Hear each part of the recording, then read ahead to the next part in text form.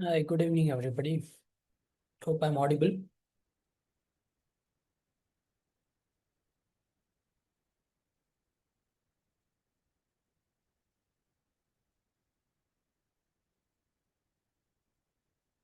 If you can just give me the confirmation.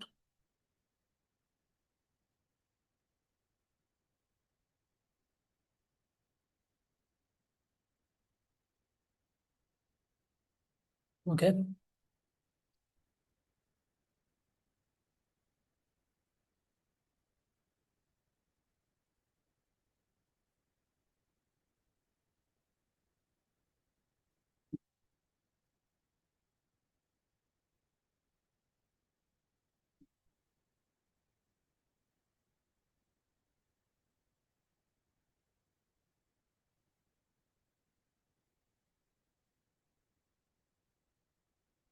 Let's wait for a couple of more minutes. I think after that we can start.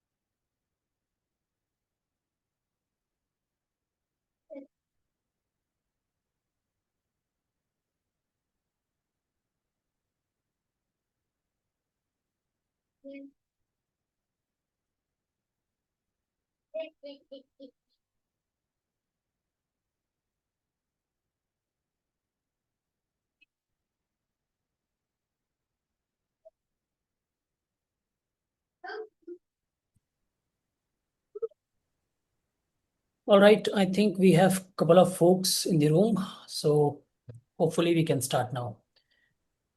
Uh, just some key thumb rules while we start the class. Let's say if you get any kind of question or doubt, so don't interrupt the me in between. What I want is you to write down those doubts, or maybe you can, if you are having a good memory, then you can recall. It's totally up to you. But don't just disturb the class in the middle. After every 40 minutes or 30 minutes, explaining the concept, I'm going to give you the chance where you will be able to ask the question. We will take that question and again we will move to the next topic. Okay. So just don't interrupt the class in between. If you think that you are gonna forget this doubt, you can just keep it down, write it down.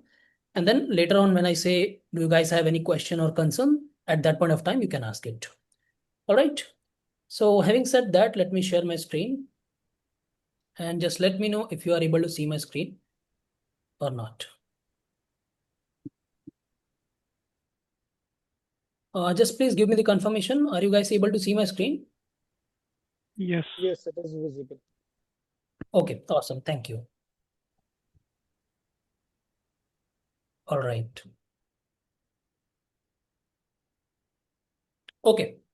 So let's start the very first session. And as you understand, we are gonna build the Gen AI system, agentic AI system. So of course, the class will start with the something called as large language models, or basically LLMs. Okay. So just a very basic definition is written over here, that what are LLMs.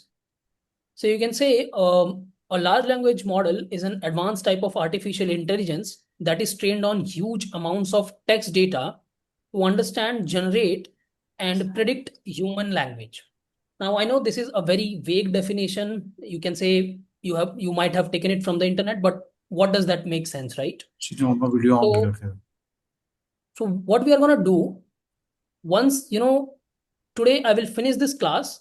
Not only you will be able to understand what is the meaning of large language, you will be really able to understand what happens inside it.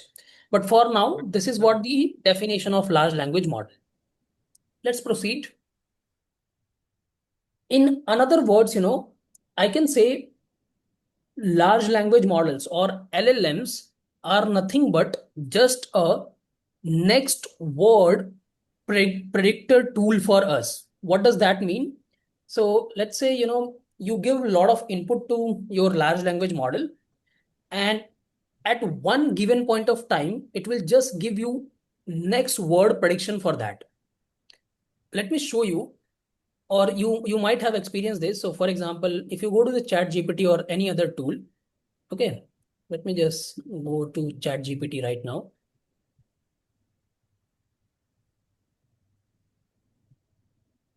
And let's say I ask any question.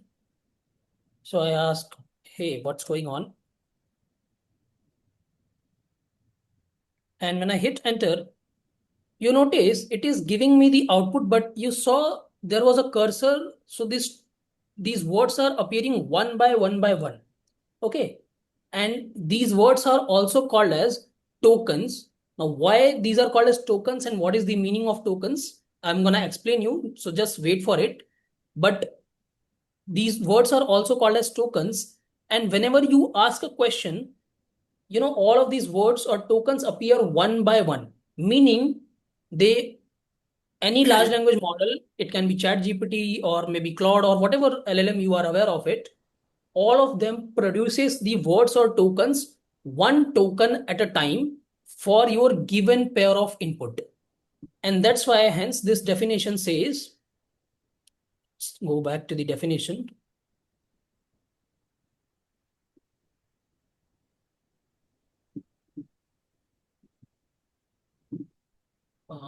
Yeah. Hence, this definition says that we can represent LLMs mathematically in this particular format.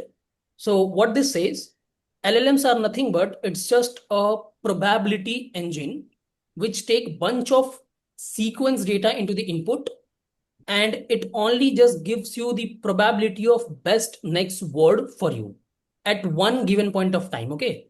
So if you ask, okay, then we are able to see lot of words in like one after another, but at one given point of time, so at t equals to 1, you are only able to see one word at a time. At second timestamp, it generated another word. At third timestamp, it has generated another word. and finally it has shown all the words to you. But at one given point of time, it was only generating one word at a time. So mathematically, we can represent LLMs in this particular format, that it's only just a probability of predicting the next word, and this symbol is called as given all the previous words to the LLM. Okay. Or you can also say LLMs are nothing but you can represent the equation in this format as well. Y next, meaning token of Y or next token, which we are representing by Y. And currently you can consider token and word same, but what is the technical difference between them? I'm gonna explain you. So currently you can say token or a word for a next is represented by function of x1, x2, x3, xn. And what are these x1, x2? These are nothing but just all the previous tokens or all the previous words given to the LLM. So this is how we can represent LLMs mathematically. A very simple definition, or you can say mathematical representation of LLM. But are they really this much? Sorry, who's this? Okay, fine. Let's continue. But are these LLMs really this much simple? No, that is not a simple. When you look LLMs from 1,000 feet apart, you can say this is how LLMs look like when you see from 1,000 feet apart. Now let's go and let's, instead of looking at from 1,000 feet apart, let's come closer to LLMs and then try to, unwrap or unfold this entire LLM.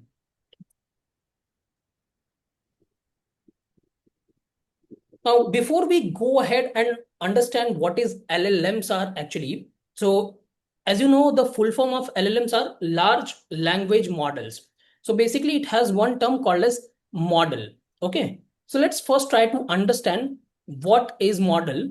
And in order to explain you, I'm going to give you a very simple example of machine learning model. And from that machine learning model, we are going to create an analogy where first of all we will understand what is model, and then in context of large language model how it basically connect. So let's say I have one task.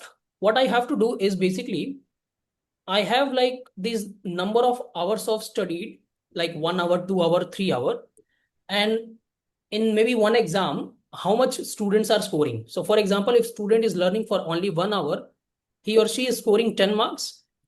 If the student is learning for 2 hours, they are scoring 20, and so on and so forth.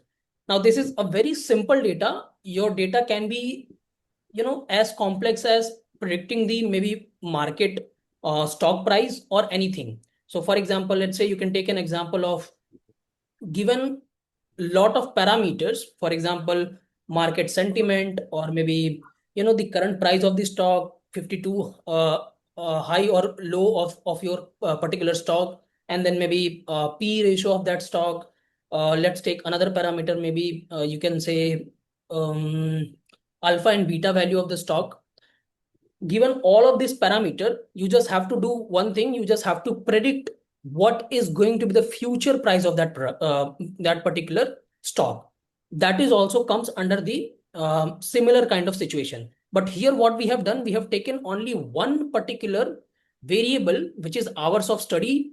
And what we want to do, we want to predict how much, after doing this study, how much marks student will gonna get in their examination. Okay, this is a very simple setup we are considering right now. All right, so this is our task. Now just think, if you don't have any kind of learning algorithm, so forget about everything, machine learning, deep learning, AI, forget about everything. If we don't have this kind of algorithm, how do we solve this particular task? So, there can be a rule based system where you just feed this information. Like, for example, if student is learning 1 hour, they will get 10 marks. If 2 hours, 20 marks. If 3 hours, 30 marks. So this kind of data is doing what? It is a kind of linear in relationship.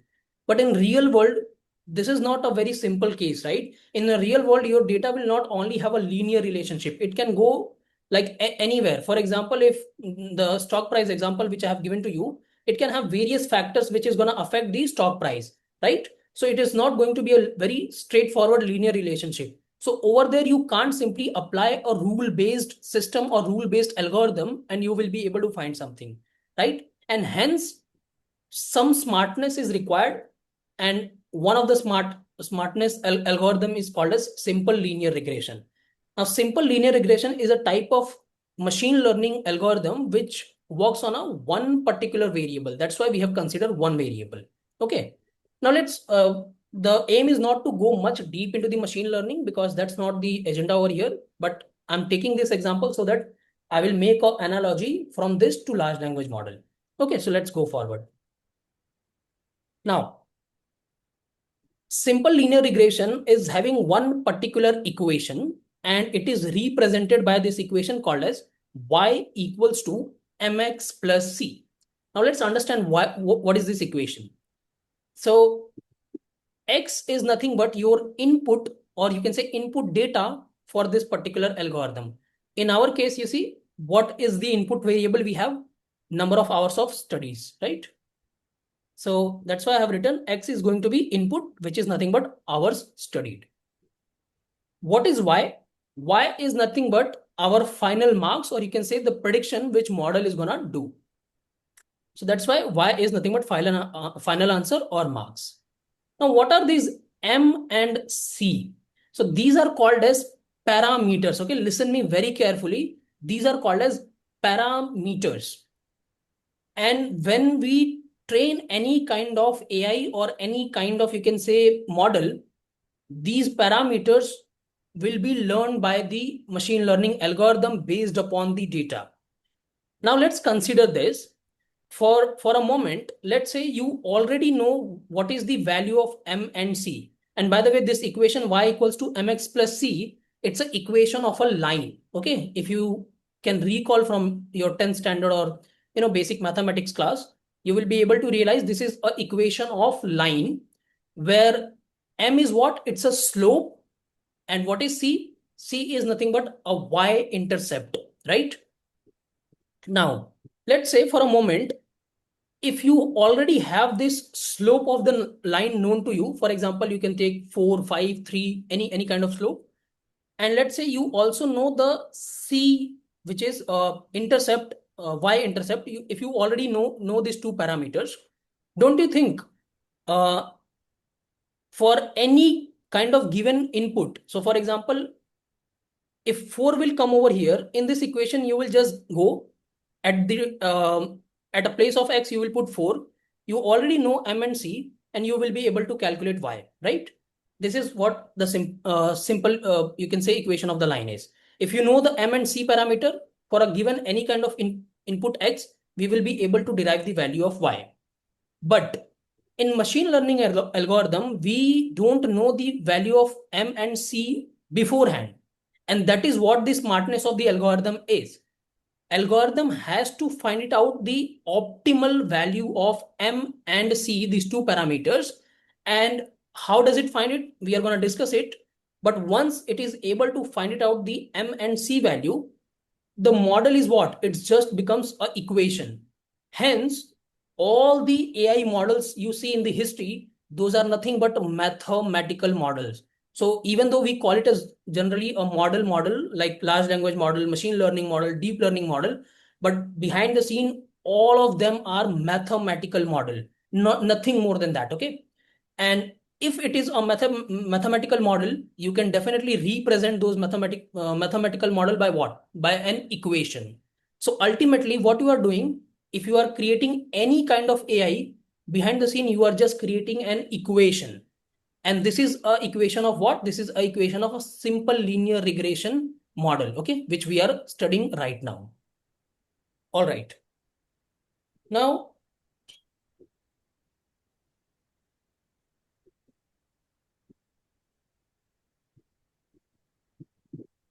let's try to first understand how this particular algorithm works. So for this, what I will do, let me open a code editor for it.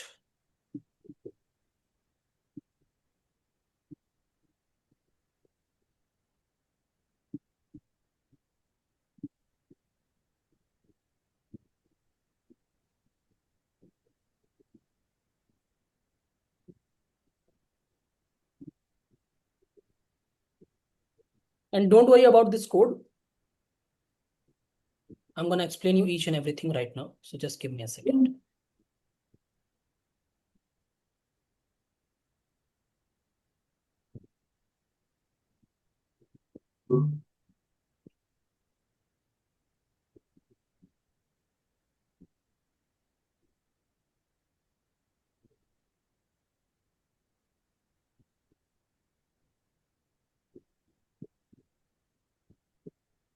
Okay. So hope this visualization is visible to everybody. All right. Now let's try to understand how this simple linear regression works actually. I'm just fixing my camera here and there. Yeah, fine. So what I have done, I have taken the same data set which we have. You see, on the x-axis, we have something called as number of hours of study.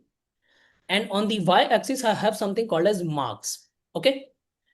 So you see, I have plot this data point. So you see, for 1 hour of study, a student got 10 marks. So I have plot this data point over here. You see, for 2 hours of study, we got a 20 marks. And for 3 hours of study, we got 30 marks. Okay, so I have plotted this point over here. Oh. And these are called as actual data points. And by the way, this data set is also called as training data point because we are going to take this data points. Guys, please be. चलो few students' mic is unmute. Can we room can mute? बताएगा how can I train I mean like make him available. Wait, let me just mute everybody. क्या हाँ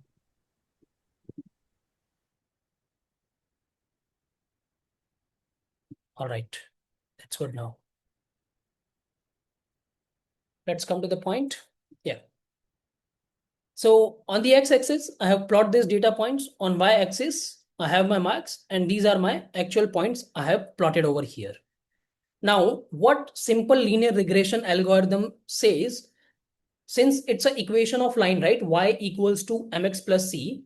So what we have to do in this algorithm, we have to find it out the best line which goes through all of these data points. And if we are able to find that best line, don't you think, let's say if you have a very optimal line, that equation, so for if you are able to find it out m and c value, a best optimal value of m and c, then you will be able to represent that with the line.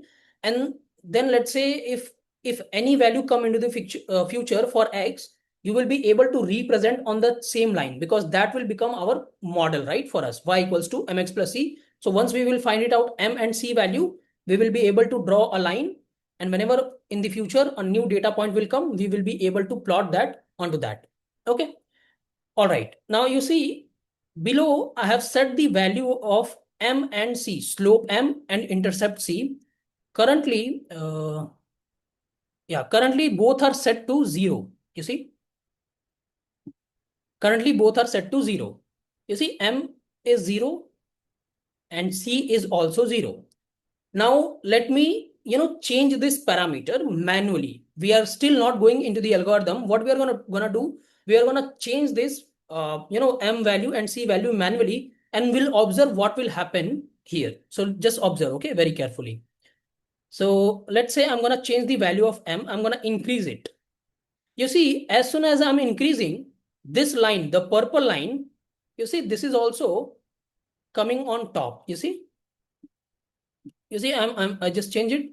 And now when I keep the value of m as 10, it is perfectly fitting on the actual data points. You see, and still c value is 0. You see, c value 0 means you have a y-intercept 0, right? Now let me do one thing. Now I'm going to change the c value. And let's say when I change the c value, you see line is moving in this way. You see, vertically it is moving down up. Why? Because it's a c intercept, and of course it will change the on a y-axis. Okay, you see. Now just manually observe and tell me what should be the best optimum value over here for m and c, which will cover all the data points. Don't you think it's going to be 10 and 0 only? Because if we are keeping M value 10 and C value 0, it is capturing all the data points, correct? All right. So if this is going to be the optimum value of M and C, then that's it. It becomes our machine learning algorithm. We are able to find it out M and C. And now we have a generalized equation y equals to mx plus c, where M is going to be 10. And since C is 0, we can neglect that term. So now our new equation for this data point will become y equals to mx. That's it, because C term is already 0. That's it. We are now able to got our first machine learning model. Now, whenever a new data point will come for x, we already know the value m. We just put it into this equation and we will be able to get the value. All right. But this was with respect to manual thing. Now, when it comes to algorithm has to find it out the optimum value of m and c by its own. It's not like manually we are going to adjust the m and c value and then model will or algorithm will find it out the value of m and c. So this has to be, you can say, automated. And how do we do that? Let's come to that point.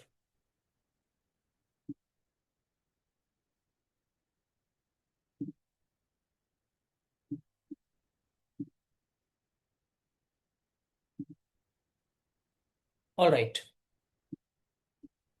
So in order to find the optimum value of m and c, there is actually one more algorithm which works behind the scene, and that algorithm we call it as a backpropagation algorithm. What is the meaning of backpropagation algorithm and how it works? Let's try to understand. Okay. So first of all, before doing the backpropagation, we have to do something called as forward pass. So you see, this is our equation y prediction equals to mx plus c. So what do we do actually? The algorithm start with any random value of m and c. Okay. It can be anything. You can start with m as 0, c as 0, or 0 0.1, 0 0.2, doesn't matter. Any random value. Okay. So you can take m and c, any random value. And then once you consider m and c value randomly, then you already have the training data set. Remember, we have 3 examples in our training data set, but in real life, it can be 10,000, 1 lakh rows, or maybe 10 lakh of rows as well. But currently, you see, we have only 3 data points in our equation. So what we are going to do in this particular equation, we are going to put the value of first, which is 1. 1 is number of hours studied for x. And let's say we have assumed m equals to 5 and c equals to 0 in just order to start. Okay, it can be any random value. Okay, and algorithm doesn't care what is the that random value. It is finally going to find it out the best optimum value for you. So let's say this is 5, m is 5 and x is 1. When you multiply, you will get the 5.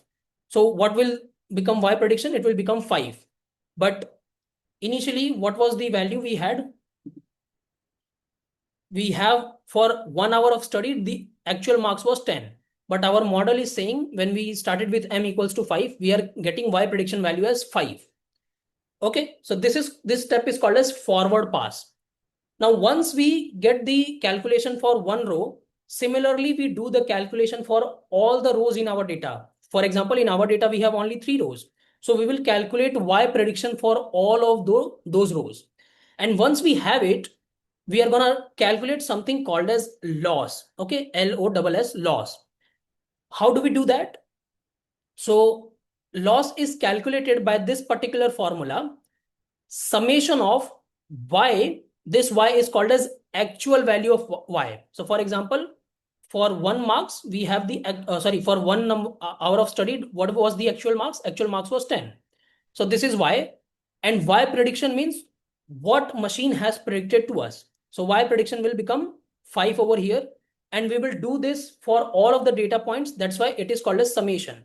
And then finally, we are going to divide it by 1 by n, basically the number of data points. And honestly, you don't have to remember this mathematics at all, because if you are applying for a data scientist role or maybe senior data scientist role, they might ask you. But if you are applying for a Gen AI role or agentic AI role, they are not going to ask this kind of things, okay, for you. But since we need our foundation to be very strong, that's why we are understanding it. All right. So with this formula, you are going to calculate the loss. All right. Now, once you have the loss, we are gonna do something called as backward propagation or backward pass. And over here, we need to do something called as derivatives. Now, you don't really have to understand how this derivative works, but we take the derivatives with respect to all the parameters which is available into our algorithm. So currently in our algorithm, how many parameters are there? M and C, only two parameters are there. Okay. So you see, we are writing del L by del M, which is nothing but partial derivative of loss with respect to slope. And this is partial derivative of loss with respect to intercept, y-intercept. And it is given by this formula, minus 2 by n summation of y minus y pred multiplied by x. And this is given by minus 2 by n summation of y minus y pred. So actually, you don't have to worry. Algorithm, we do have algorithm which implement this backward propagation for us. But this is how this formula works. Now, once you are able to find it out the partial derivatives of loss with respect to M and C, now we are gonna do the weight updation, meaning we are gonna update this M and C parameter. By the way, this M and C parameters are also called as weights. Okay. So we are gonna update this weights or we are gonna update this parameter. And how we are gonna update it? So the update happens with another formula, which is, so this M is nothing but new value of M, which is given by M minus, this is called as alpha, and alpha is nothing but learning rate of the algorithm. Now, what is the meaning of, this learning rate? I'm going to just come in a moment, but this is a learning rate multiplied by this term, which we have calculated in the backward pass step. So it is del L by del M. Similarly, for the new value of C, how you are going to do it? You will say old value of C minus learning rate multiplied by del L by del C. Okay, so this is how, now this will keep running in the loop. Okay, this entire step will keep running in the loop for each and every row. And it will keep updating the value of M and C. And eventually what will happen, your algorithm will be able to find the optimum value of M and C. Okay. Now we will come to this learning rate, but before we go over there, let me just click on this animate and you will notice. So you see, currently this is, okay, let me just explain this left hand side and then I'm going to click on animate. So you see what I have done on the x-axis, I have taken multiple value of M, 0, 5, 10, 15, 20. And on y-axis, I have taken multiple value of C. Okay. So, and I have plotted this diagram, and this diagram, by the way, is called as contour plot. Okay. You don't have to remember the name. That's totally fine. It is called as contour plot. Now, in this contour plot, what I have to do, I basically have to find it out the optimum value of M and C by this algorithm. Now, when I click on this animate, you see, or let me just go step by step. I will click on step 1. So you see, this algorithm started and currently I have this loss. Okay. By the way, once you have this loss, we call it as a mean square error loss because we are taking a mean over here. Now let me click one more step. You see, I'm moving the iteration, so this line is going up. You see, let me keep clicking on this. You see, it's a straight line. Nothing is happening. Now let me just click on this animate, and you will see. Okay, something bad happened. It should be going less. Let me just restart this.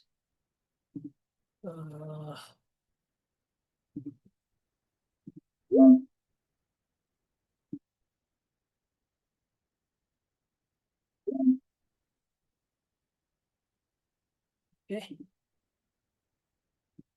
Yeah. So let's reset it. Yeah, this point was missing actually. So you see, currently I'm setting my M value to 0 and C value also 0. You see, this is the point. So currently in the entire graph, I am here. Okay. M value is 0, C value is 0. So maybe our algorithm has decided to take the random value of M and C as 0. Okay, so we are starting with this random value. Now let me just click on this animate and just observe it.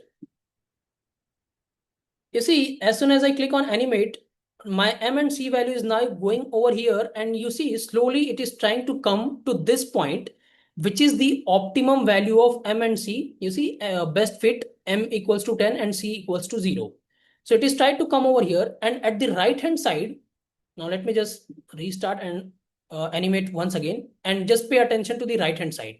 Over here, we have something called as number of iterations. So for example, if we have only 3 data points in our, you can say, entire data, so what will happen? It will keep iterating on this 3 data points, but multiple times. And those are called as number of iterations, or you can also call it as a number of epochs.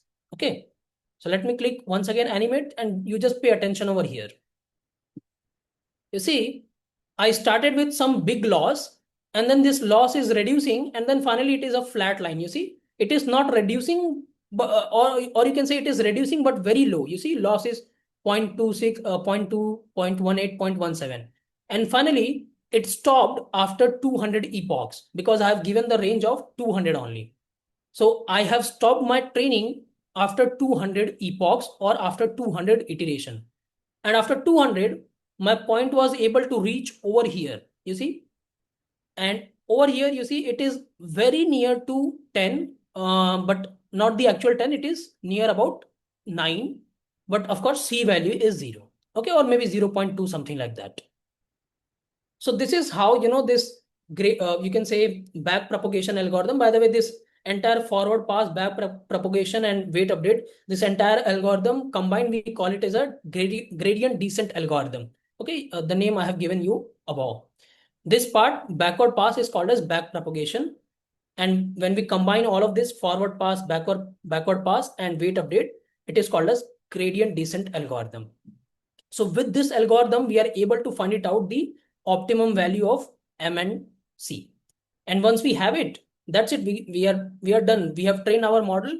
We have our equation ready. Now, whenever in the future X value will come, we will be able to predict the next, marks for the student, right? For the given number of hours of study. All right. So let me just cut this and let's come to our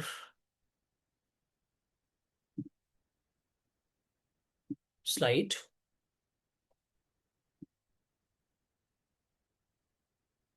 All right, so that was the example of simple linear regression. But now consider the stock price example I have given you, or you can consider this, predicting the price of the houses.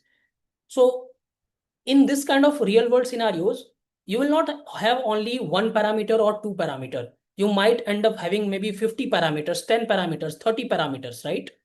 So for example, for predicting the price of the house, you can have total area, location, number of bedrooms, bathrooms, balcony, and a lot of other parameters as well, right? Now, in order to solve this, you have something called as your equation may something look like this.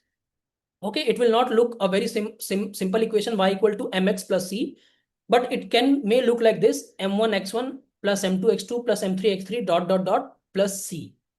So now this equation is called as multivariate, or you can say, instead of saying simple linear regression, it's a multiple linear regression, right? So you have lot of variables x1, x2, x3, depending upon the number of basically predictors you have in the data set. And for each of these x1, x2, we will have a parameter assigned to it or weight assigned to it. So these weights are called as m1, m2, m3. Now you can imagine in, maybe 10-dimensional space, because we can't, visualize this 10-dimensional space in 2D computer, right? So you can just imagine, in 10-dimensional space, you will have lot of, your line will become plane in the 3D. In 4D, it will become volume. And then, in 10-dimensional, you can imagine what will happen. Nobody can just plot it, right? But mathematically, we can represent it by this equation. Okay. And that is what the beauty of the mathematics. So if you have a very complicated example, you can represent that with this. Now, fast forward from this machine learning to LLMs. Now imagine what LLM does actually. So LLM generally deal with what kind of data? It deal with textual data, image data, maybe voice data, video data, right? Now, all of these data are called as sequential data. Why these are called as sequential? Because you talk about any kind of language, what it has lot of words into it. If you talk about video, ultimately can't you convert video into textual formation like after doing the transcript? Yes, you can do it, right? Then if you talk about audio data can also be converted into a textual data. So ultimately all the data will be converged into what? Into a text. Okay. And since LLM deals with this kind of textual data, LLM has a huge number of parameters in order to capture the different nuances in the language. For example, you want to understand the maybe different patterns, maybe grammar, syntax, vocabulary, lot of parameters. So a language cannot be simply just represented by a simple equation y equals to m1 m2 m3 m3, right? It can have billions of parameters in order to capture all the nuances in the languages, and hence LLMs are called as large language models because they have these billions of parameters. And by far you understand what is parameters. In the simple linear regression we have only two parameters, m and c, but in the large language we might end up getting billions of parameters. And hence when I started with this particular slide where I've told that this y next can be represented by this equation. So these are nothing but x1, x2, x3, dot, dot, dot, xn are nothing but billions of parameters by which LLM will be able to understand the different nuances of the languages. And hence we can represent LLM by this equation where these are lot of billions of parameters, and also you can mathematically represent LLMs by this equation where we are saying LLMs are nothing but just it's a probability engine where it will just give you the probability of next word given all the previous words. Now this point is clear to all of you, I think. Now why we are calling it as a probability engine, we will go more deeper into it. But now if you have any question, any doubts, you can ask.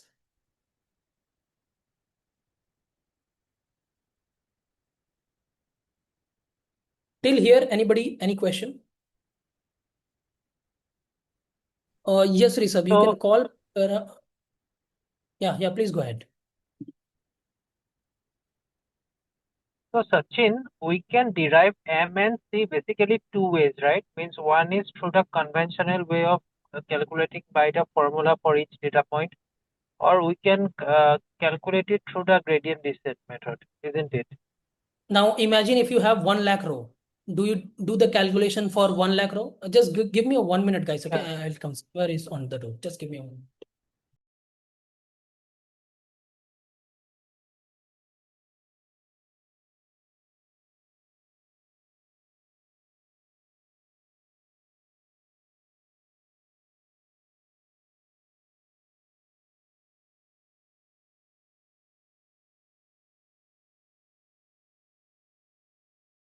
Yeah, really sorry for that. Yeah. So I was saying, let's say if you have 3 rows, yes, manually you can calculate the M and C value. But what if you have 1 lakh rows? Are you going to do it manually? You need some algorithm where it will be able to find the optimum value of M and C parameters, right? Automatically. And learning rate has to. Yeah, I will come to learning rate. I know I haven't explained you yet. I will come to it. If you are talking about parameters, so can we tell it is a feature? Feature is the input. So feature is available in the input data. But with respect to each and every feature, there is a weight or parameter associated with it. So yes, if you're saying features are going to increase, hence parameters are also going to increase. But they are both not the same. Let me just go back once again to the equation. Sachin, you have given one example, actually you have given multiple example, but one of the thing which you said here is, y equal to mx plus c, right? This is like y, uh, I mean, why this is important for LLM to have the, the most accurate value for M and C in order to predict the next value, or I mean, I'm trying to understand why this is important to have the any sort of, the equation I or understood your question, by the way. I understood yeah. your question, by the way. So let me give you the Yeah. explanation. But before that, let me answer this question. The person was asking, can we say features and parameters are same? No, these are called as features. So you see, for simple linear regression, we consider only one feature, okay, one input data. For, let's say, if you're doing multiple linear regression, you can have multiple features. But of course, if you're going to increase these features, so x1, x2 are features, but these m1, m2 are parameters. Okay, so just listen very carefully. If you're going to increase these number of features, hence your number of parameters, or these are also called as weights, those are going to increase. So it is associated with features, but they are both different. They are not same. I hope you got your answer. Yes, Right? yes. Like M slope you are talking is a parameter. You can say. M. But this is not everywhere. It is not a slope. In this simple linear regression, it's a slope. But when it comes to a different equation, maybe multiple linear regression or other regression, over there it is not gonna consider it as a slope. Okay, over there it's called as different parameter. They have a different name. I have just given you the analogy with respect to simple linear regression, but we have multiple algorithms. We have decision tree, random forest, lot of other algorithms where we will be able to capture the, you can say, more complex data, and we will be able to do the prediction on those complex data. So over there, they are not slopes. Okay. But yes, in the simple linear regression, it is a slope. So that's why we Okay. have given a common name to them. Either you can call them as a parameter or a weight. Okay. Okay. And yes. Yeah, Thank you. no problem. Coming back to your question, so you are asking why this MNC are important for the large language model. So here two things. This MNC is only for the this simple linear regression algorithm. When it comes to large language model, you can just compare this M and C with the large language model, which is having the similar kind of weights, but in billions of amount. Okay, not in even millions. They will have billions of such parameters available in that. So you can just consider you will have multiple value of M and multiple value of C. Okay, so they are not same, by the way. And when you say ask why it is important, so the importance is basically, let's say once you are able to find it out all those billions of parameter by training the large language model.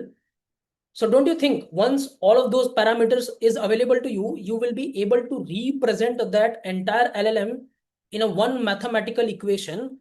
And whenever you send any kind of data, so basically all of those parameters is already available to you. You just have to tweak it and you will be able to get the output. I mean, not you have to tweak it. Whenever, let's say if someone is asking, hi there, what's going on? So basically this will become your input and you already have those M and C, billions of M and C available to you.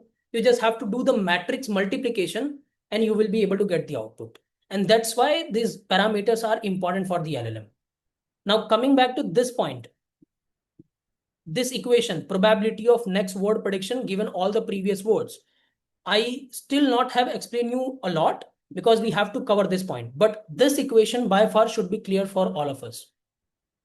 Hope that gives your answer, or if you still have doubt, please go ahead and ask. So, is it necessary for LLM to have the linear equation, or it can have, No. So that's what I'm saying. Large language model is dealing with what? It is dealing with textual data, right? It is not dealing with predicting this number of hours of studied and marks, right? So it will not have a linear regression relationship. It has to capture the nuances of the language, and hence it should not only just capture the linear relationship, but it should understand the language thoroughly, how the languages are built basically. And by the way, we are going to talk more deeper into it, but you can consider it right now that LLMs are going to understand not the linear relationship, but how languages are built, how the syntax has to be written for the languages, how do you apply question mark like if you're writing a sentence. So all of those patterns in the data LLM has to capture, and that's why they have billions of parameters in order to capture all of this data point. So I have just given you the analogy between a simple linear regression mathematical model and a large language mathematical model. Okay, don't Large language combine model all of is this. Sorry. large language model is predicting the next sentence on the basis of current sentence. It On is the not basis of predicting previous it word, is uh, it is it not predicting the next sentence, it is predicting the next word given the previous words. Yes. But Sir, we I will have a deep dive into question. this particular equation. Don't worry about it. Right now, if you have just cleared with this equation, that's fine. Sir, I have a question. I am there is a not a confusion, but I am asking just for your confirmation whether I am understanding it right or not. I think because you started with a large language model and you went to the term model and gave us the example of a simple linear regression to explain us what is the model and how it works, and what you told us about the parameters. Parameters are something actually what I understood is when we have an input and we plot certain output against it, this is just if and else condition. It's not a smart way actually in this whole deep learning process, deep learning study and model training. These are the game of weights are the something those understand the capture in those capture the pattern from a certain data and smartly give us the output. So this is what I am understanding. Simple linear regression is not the point of focus. This is actually you are telling us to make us understand what is the model and how model works. This is a basic unit actually, and LLM is similarly but not like this, not exactly like this, but this is the idea you are giving us to understand how what is the model actually. And large language model will Spot have the on. billions of words just like this. You are making us understand the models on a basic simple unit. Exactly, spot on. So, I mean, really, I'm really glad you are able to understand and you are spot on. That's what I'm trying to convey over here. Yeah, and basically, if we'll talk about the large language model, if you'll ask one liner question, one sentence question, or you are giving a prompt of 100 words, it could give easily any sort of result. So we should not, relate like what it is or focusing on the parameters or features. Based on that, I think Sachin will be covering all the details. So I think we should stick with that for the concept purpose, and then we'll understand. Yeah, that's why sir, I'm saying again and again that we are gonna discuss more nuances of it, how LLM works internally. But just to make you aware what is model, why we are calling it as a model, that's the whole idea of this entire discussion as of now. sir, how it is different from LSTM and RNN, because it also predict the next word from the previous word. Yeah, Sanjit, I will come to it. So let's not go into it right now because once I'm going to come to the architecture of the large language models, over there we will discuss it, how it is different than LSTM, RNNs, GRUs, all of those. Okay. Any questions, anybody, till now, whatever we have discussed?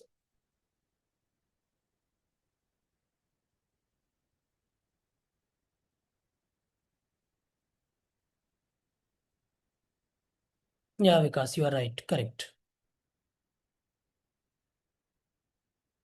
Nilesh is asking LLM versus diffusion LLM, DLLM generates token in parallel. Yeah, Nilesh, that's a separate point of discussion, but we will bring it sometime later. Okay, not at this point of time. But that's a very good point, by the way.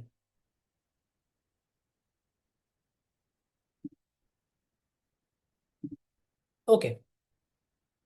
So the big question you guys are asking, we understood, okay, how do we train a simple machine learning algorithm like simple linear regression? Now, before we go ahead, let me just show you one simple code so that you will also be able to understand how we do it. Let's take this example itself.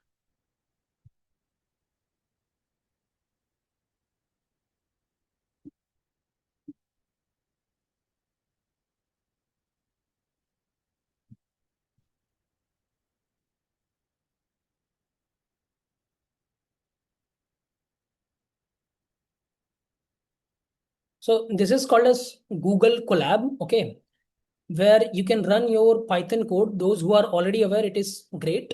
But those who are not aware, this is called as Google Colab. You can just simply go ahead and search it. Google Colab. And it is very similar to your, you can say Jupyter notebooks. Okay, so we are going to understand this code into this Colab notebook, what we are trying to achieve it over here. Let me just mount my drive.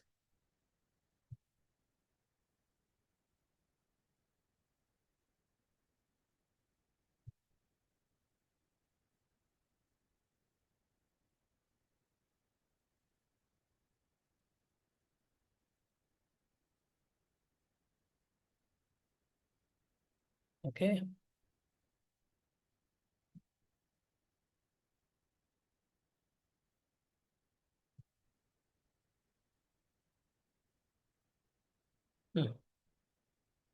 So let's say we have this data where we have area, and what we have to do is basically we need to predict the prices, okay, of given of this area of the house. Now this is our training data where area and price is already given to us.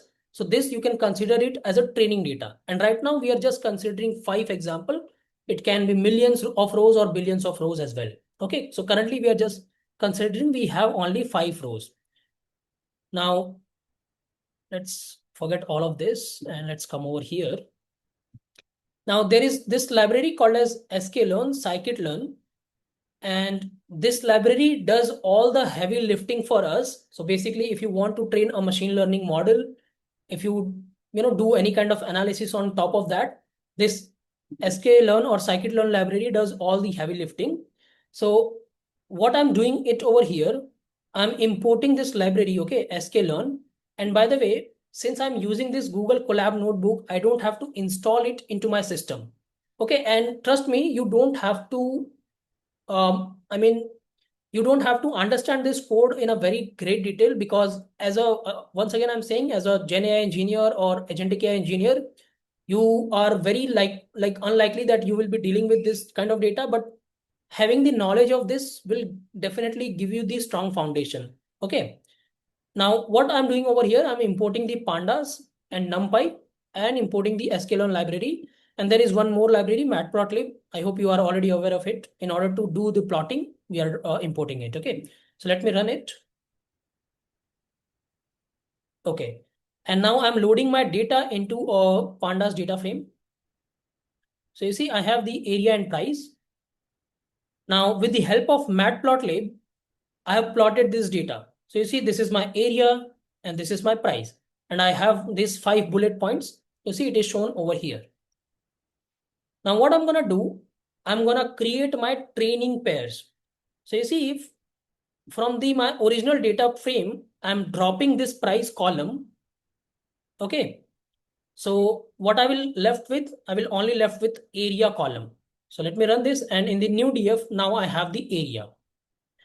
And in the next cell, what I'm doing, I'm saying df dot price, meaning I just only want a price from my data frame. I don't want an area. So let me click on this. So now in this price variable, I have all of the prices list.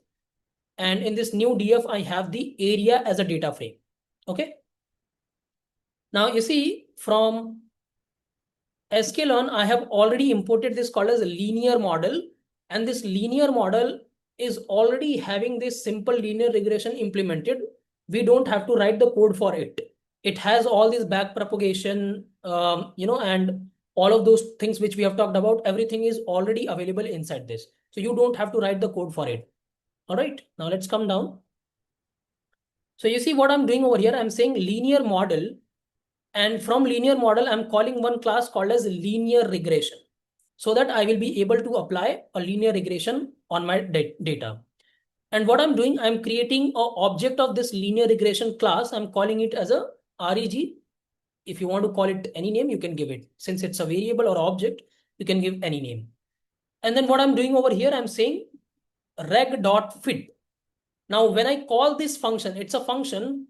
Essentially, what I'm doing, you see, I'm passing my all the input data, which is in X, and in the Y, I am passing all my output data. Now this is when I say dot fit, internally it is going to apply all those, forward pass, backward pass. It is going to update the weight. Okay. And you can also define the epochs over here as well. I'm not defining epochs, so it will take the by default epochs, whatever it think it is good for it. Okay. Now let me just click on this, and that's it. You see what we have done? We have trained our machine learning model. Model is trained now. Okay. And the results are available in which variable? It is available in the reg variable. Model is trained by just writing this 2 line of code. That's it. Now let's come down, and you see I'm saying reg dot predict. So there is a function, predict function. By calling this function, I can pass my x value, but I need to pass it inside a 2-dimensional list. So you see what I'm passing? I'm passing my area value over here. So I'm passing 3,300 as my square feet as my area. And when I run this, you see it is giving me an array back, which is nothing but a prediction for this particular area. And you see the price it is predicting, it is, you can see it is up in this range only. For example, if the area was 3,000, the price was somewhere around 5,65,000. We are passing area near about 3,300. So it is giving us 62,87,000. You see, for area 3,200 square feet, in our input data, we have 61 lakh as a price. So it is able to understand this particular relationship in the data, and accordingly, it is giving us this value. Now let me show you the M and C value, which we have talked about. So when you say reg.coefficient, you see, this is nothing but your M value. So M value inside the scikit-learn, they have implemented by the value coefficient. They don't call it as a M value or slope value. Okay, they call it as a coefficient value. So you see the optimum value of M, this algorithm was able to find it out is 135.78. And similarly, you can see the intercept, y-intercept value. You run it, you see it is 180,616.43. It's a huge number. C value is really a huge number. Okay. Now, once you have this M and C value, you don't even need this predict function, right? You can manually also do this. So you see, I have taken the M value over here. C value is this, and this is my X value, 3,300, on which I need a prediction. When you do this calculation and run it, you see this is also giving you the same value, 62,875,8715. And when you have hit this predict function, you see it has also given the same value, 62,87115, right? Okay, so this is how we are doing it, the prediction, and rest of the code is basically, I just wanted to show you, this is the best fit line which model has come up with. Okay, you don't have to go deep into it. Now, this is how we train the model. Now, for example, even if you have a large number of data, a similar process will happen. Of course, there is some data pre-processing and a lot of other things are there, but essentially the steps will remain same. This is how you are going to train the model, even if you have 1,000 features or 10,000 features. Of course, algorithm will change in order to let's say if you have 1,000 features, or there you might be end up using maybe random forest or tree-based models, which is not our concern because we are not learning machine learning. Okay. But yeah, essentially the step will remain same. Now, let's come over here and yeah, let me open this save model.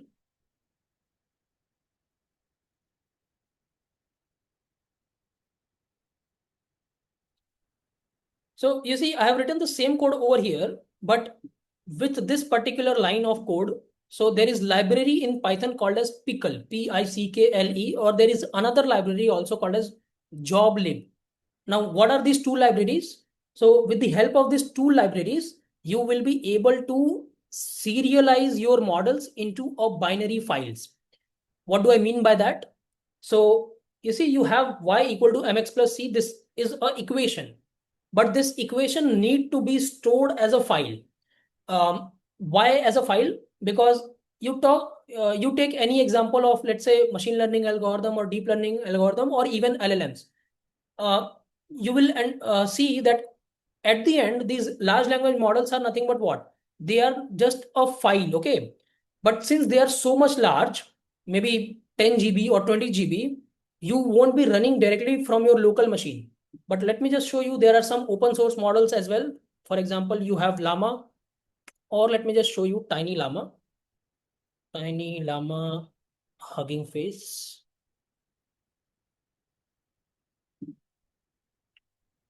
If you go to the files and versions, you see what is the size of this model. By the way, this is another extension of the model called as dot safe tensors. What is the size of the model? 2.2 GB.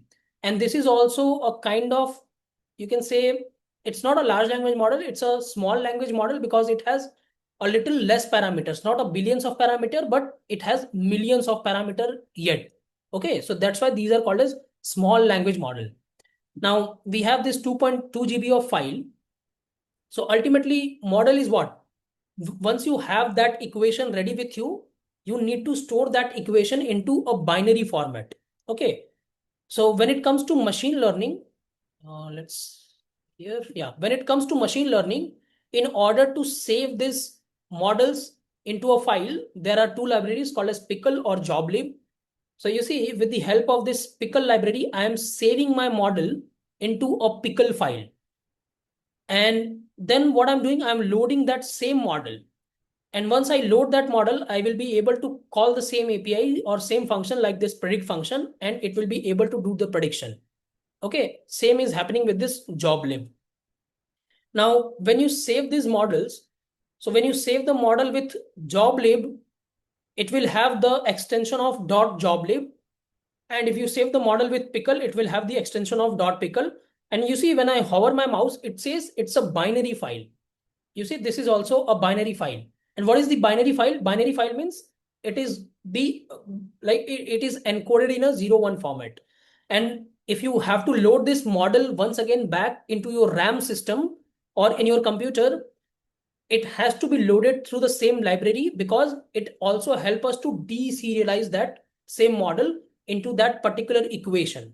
And once the equation is loaded into your RAM, then of course you can inference it. You just send your X value and it will just do the calculation y equals to mx plus c, and it will give you the result back.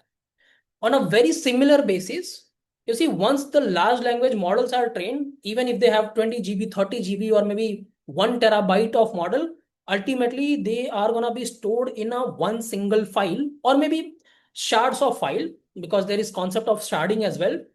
You can store them as multiple files, and generally if they have 1 terabyte of size, of course we take multiple GPUs in order to store those files, and hence it is impossible for end users like you and me to just download those models locally in our system and just start inferencing those models.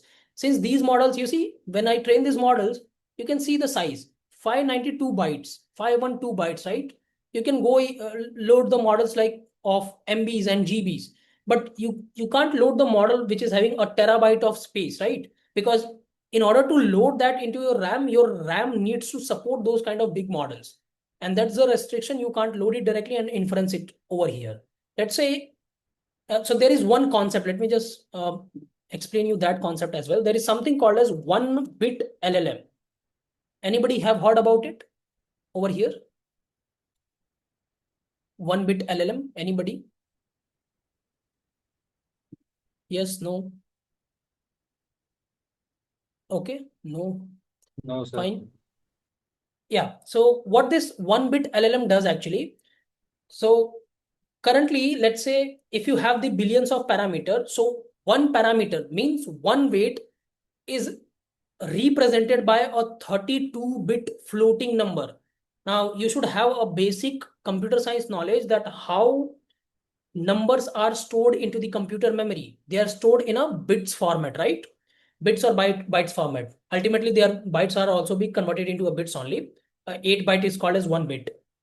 So all of these parameters and weights are stored into a bit format.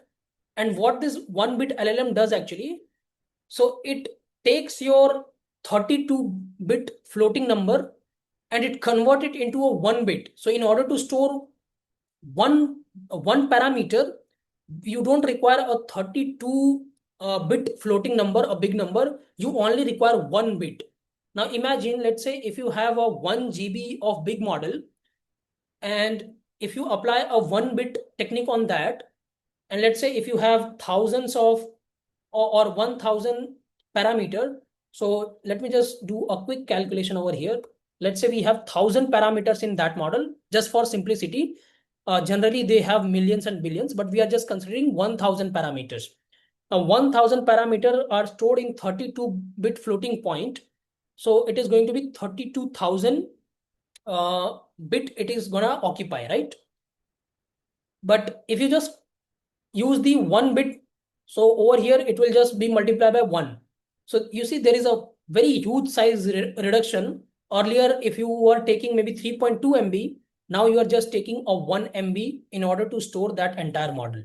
So people are coming up with this technique as well, where in the future you will see even a smaller language model will be able to give you a very high accuracy. But yes, currently people are working on it. Okay, so that was like how we store the LLMs and how we inference the LLMs. It is very similar how we store the machine learning models and how do we do the inferencing. I hope you got it. Any questions in this?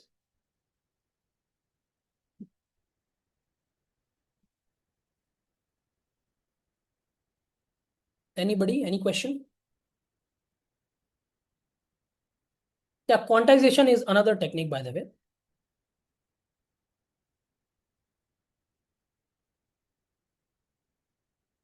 All right. Now, one last thing is remain over here, and then we will jump into the large language model in a more depth. Okay. So let's come over here. In the simple linear regression, I told you that there has to be going to be one learning rate. Okay. So let's try to understand what is this learning rate.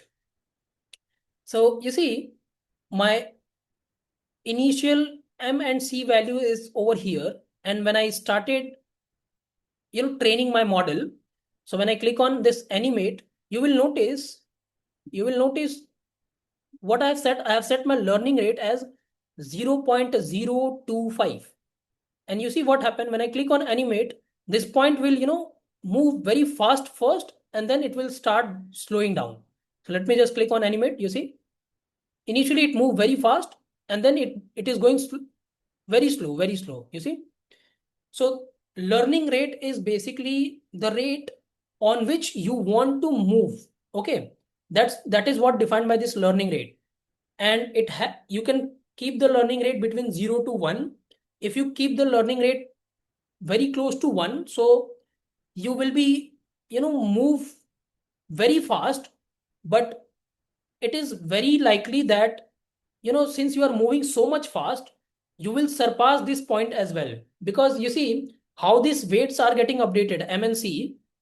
It depends upon this alpha learning rate as well, and alpha is always getting multiplied by what? It is getting multiplied by your derivatives. So you have to always calculate the derivatives in order to understand in which direction you have to move. Okay, see, this algorithm doesn't have the eye that I need to move in this direction, right?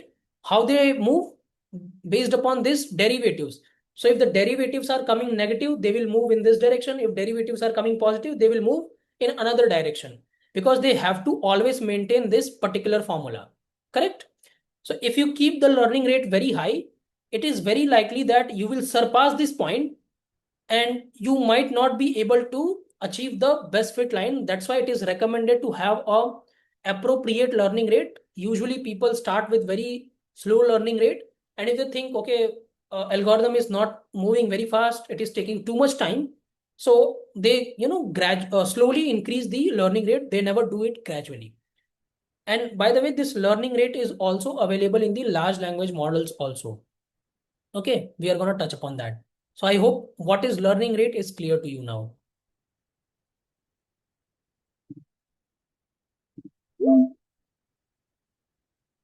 Now comes the big question. We understood, okay, how we train a machine learning model, but when it comes to large language models, they don't have these numbers, right? on x-axis, and then on one column you will have output. So the thing is, how do we train the LLMs, right? How do we teach an LLM so that it will start understanding the language? That is the big question. We still haven't figured it out. Okay, so now let's try to understand how do we teach an LLM from a scratch.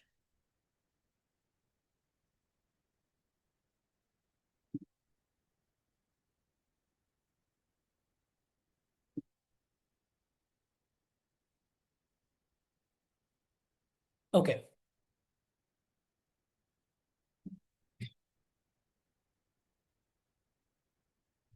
Now, one of the reason I have given you this machine learning background, because you will see a lot of things as a concept will come over here, and that's the reason I take a very long route.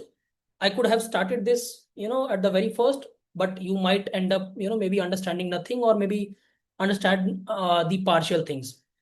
There are a lot of people who already understand the machine learning, but still I took some time, because those who don't have any knowledge on the machine learning part, they should also get some kind of idea. Okay. Now let's try to understand how do we teach a large language model. So when it comes to large language model, as you already know, that these are trained on the textual data. And in the textual data, if you talk about human language, are basically, very complex in nature. They are not very simple and straightforward, right? It has a grammar guidelines. Languages can have dialects, multiple meaning of the same words as well, right? If someone is saying good, and so, or maybe any other word, they can have multiple meaning when it comes to different contexts. So LLM always understand this context also very good, right? So apart from that, it will have a cultural context, right? So all of these things, how do we teach to our LLM? We cannot simply write down, millions of rules. For example, if someone is saying this, then you predict this, or if you do this, you can do this, right? It's a very complicated thing. Language is not very simple to understand. In fact, for human also, in order to, if you go and learn any language for the first time, it will take you 3-4 months, right, in order to understand. So it is very, you can say, tough data on which we have to do the job. And as you already guys have seen through multiple AI, that these AI are very good in understand the languages, and not only just they understand, they only communicates very well. And now I'm gonna tell you the secret sauce behind it. How does they understand, and how they basically do this magic? Very, you can say, I can just only say it's all happening magically. Okay, but let's try to understand what is the secret sauce behind it. So first of all, you pick any machine learning algorithm, any AI algorithm. Okay, so AI is a big umbrella. Under that, you have something called as deep learning. Then you have, under that, you have something called as machine learning. And under machine learning, you have something called as deep learning. So AI is a big term umbrella. Now you take any algorithm in the entire world, any AI algorithm, it always starts with the data, a good quality data. Now the question is, from where we will get the data so that we will be able to train such a massive model which will be able to understand our text very better, right?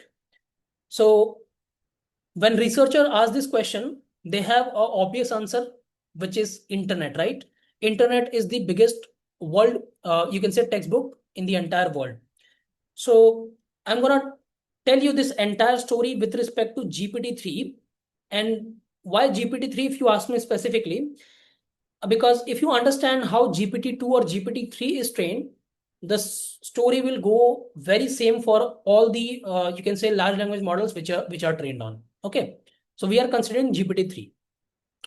Now what researchers have done, so they have basically crawl all the web pages. And by the way, let me just show you some of the data sources.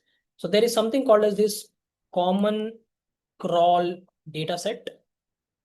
I don't know if you have heard about it or not. And you see, it has how many pages? 300 billion pages. And by the way, you know what? It is open source. Anybody can go and download the data set from the common crawl. But do you think as a normal human being we will be able to go and download it? We don't have that much compute power. So that's why these big giants only will be able to go and download it, because in order to save this data, in order to process that data, you need a very strong compute. Okay. But it is available in the public domain. So this is one of the data source which GPT-3, and in fact, right now also all the models are using this data set in order to train their data. Okay, this is one of the sources. It is called as common crawl data set.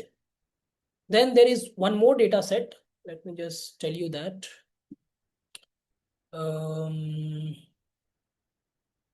I don't remember the name, so let me just come here. LLM inner working, stages, transformer. Let me just see.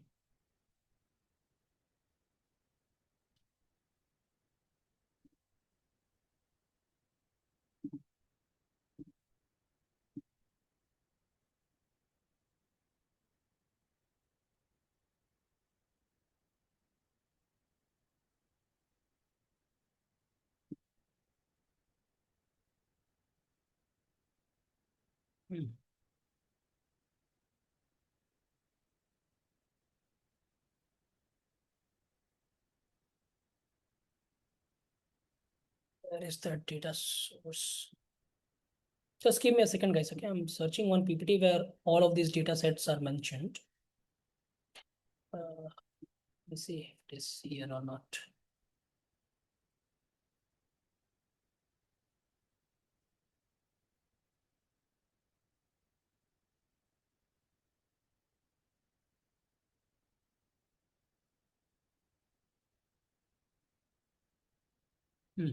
Anyways, I'm not able to find it out. Fine, but maybe after the class, I can share you all the 3 data sets which is being used by this GPT 3 model in order to train their self.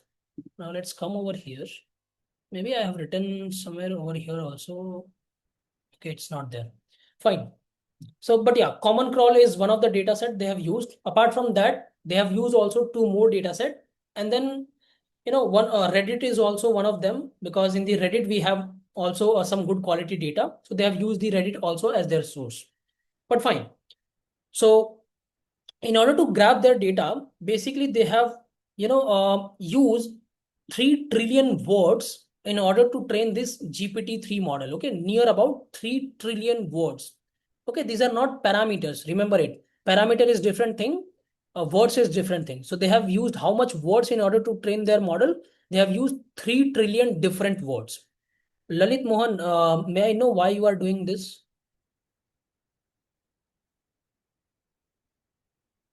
Lalit?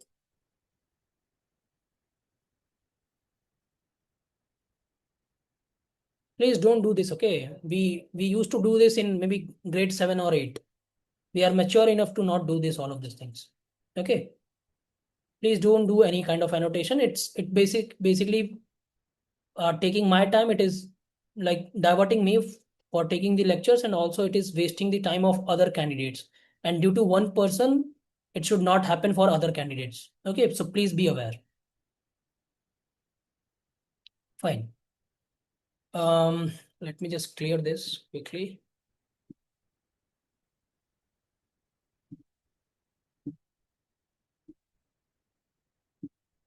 Okay.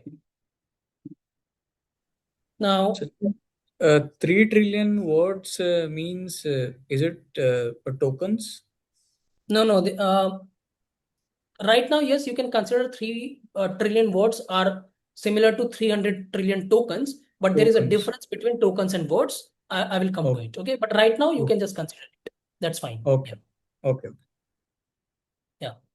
Now, in order to have this data, so once they have scraped the data, and once they have this all these sentences, so basically they have gone through these 4 stages.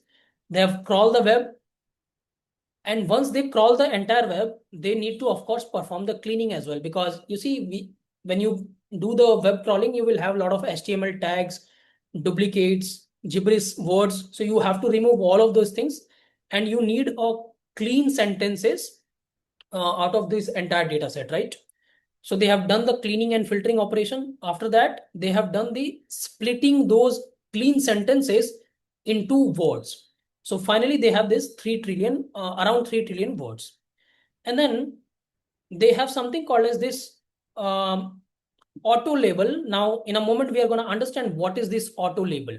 But till this step 3, they have 3 trillion words available with them. Now comes next question. How do they take this entire 3 trillion words and what kind of technique they apply that, LLM will be start making sense of this entire data?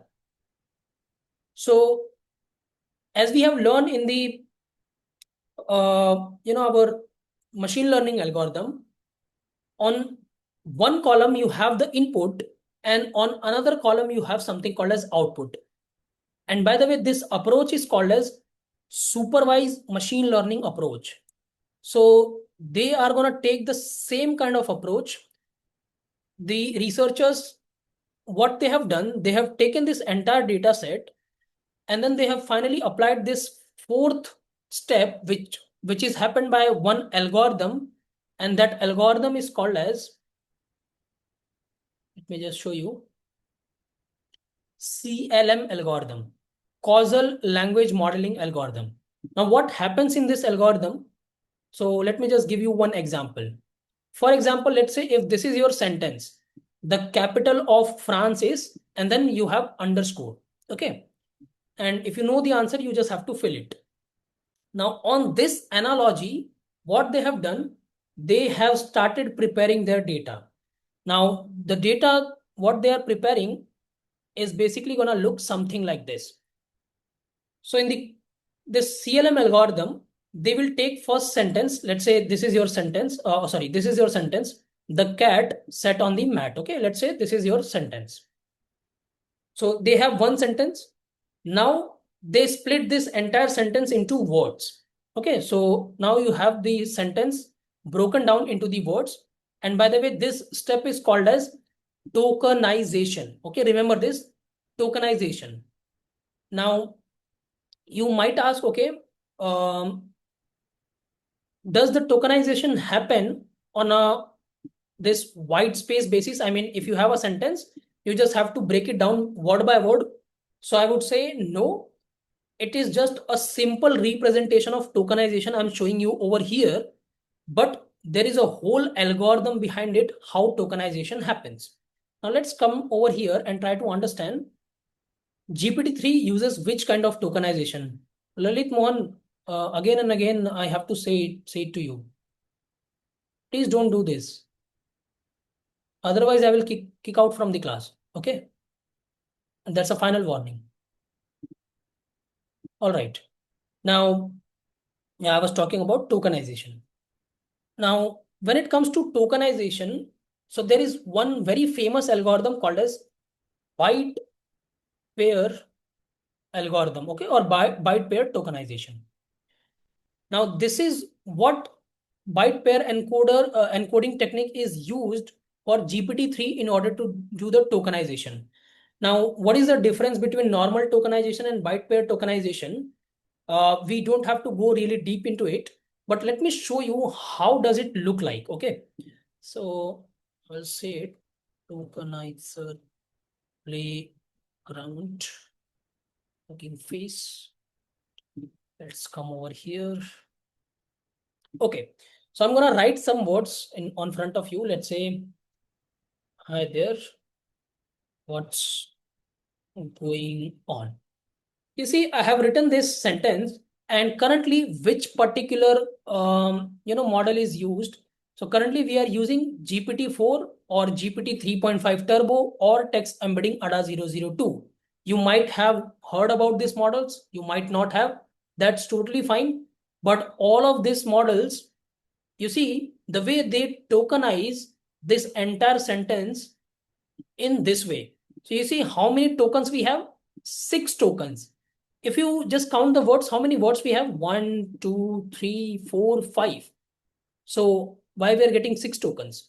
Because you see, when you write what's, they treat what's not as a single word, but apostrophe and S is combined as a single word. And hence we have 6 token. And I hope now you are able to understand tokens are little different than words. And there is a very famous analogy. You can say one word is approximately equal to 0.75 tokens. Okay, you can remember in this way. But they are almost similar, they are not same. Now let me just change the model over here. Let's go for the GPT-3, which we are talking right now. If I click on this, you see GPT-3 also uses the same kind of tokens. This is how they are doing the tokenization, right? Let's go to the Claude model and let's see how Claude does this. You see, Claude is also doing the same when it comes to this word. Now let me just change some sentences. I will say comma. And you see, comma is also treated as a token. So they are not removing the comma, question mark, apostrophe. Why? Can you think of it? Because these are carrying some special meaning into the language. And let's say if you remove all of this thing, do you think the LLM will be able to understand the grammar of the language? No, it won't be able to understand.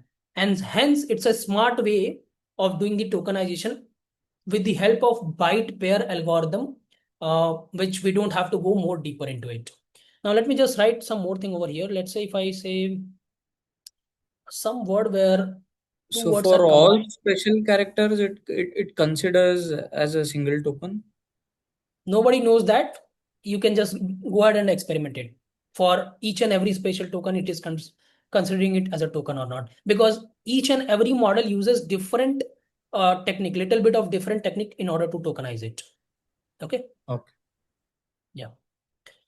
Let me just write one word.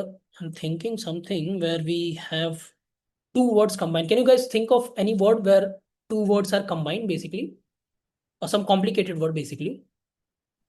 Let's say Blacksmith, New Delhi.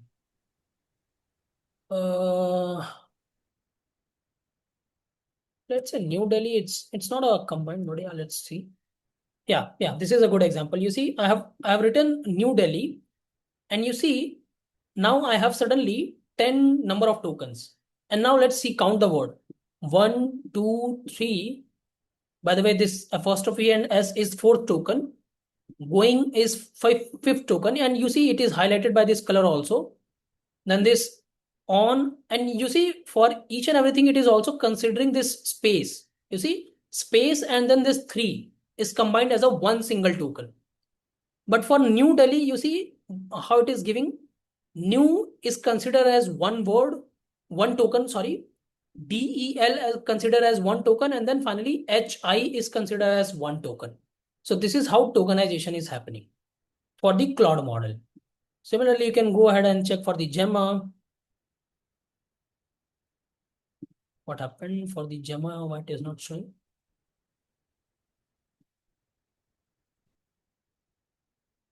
Right there, what's going on? New Delhi. Let's apply Gemma. Yeah, you see for Gemma we have 12 tokens. Let me remove this. Yeah, you see still we have 12 tokens, but when I change to Claude, Claude is only considering 10 tokens. So that's why I said all the different LLMs uses different techniques in order to tokenize it, but behind the scene, all of them are using byte pair algorithm. Now let me show you something even more special, which you haven't heard it about it, or maybe you have heard about it but don't know more. So there is this library called as tokenizer library.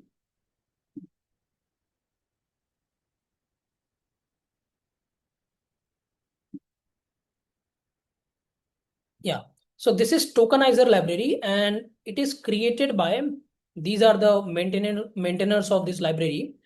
And then there is something called as this tokenizer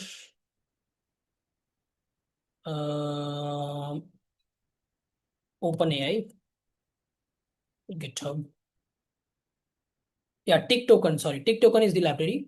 You see, this is tick token library provided by OpenAI, and since it's an open source, and you see it has written very clearly that tick token is a fast byte pair encoding tokenizer. So behind the scene, it uses byte pair encoder in order to do the tokenization of your words. Okay. Now, this is the library. You can go through it. Let me just give you the link. After this class, you can read about it more well. And also, let me give you this link of the playground. Okay, cool.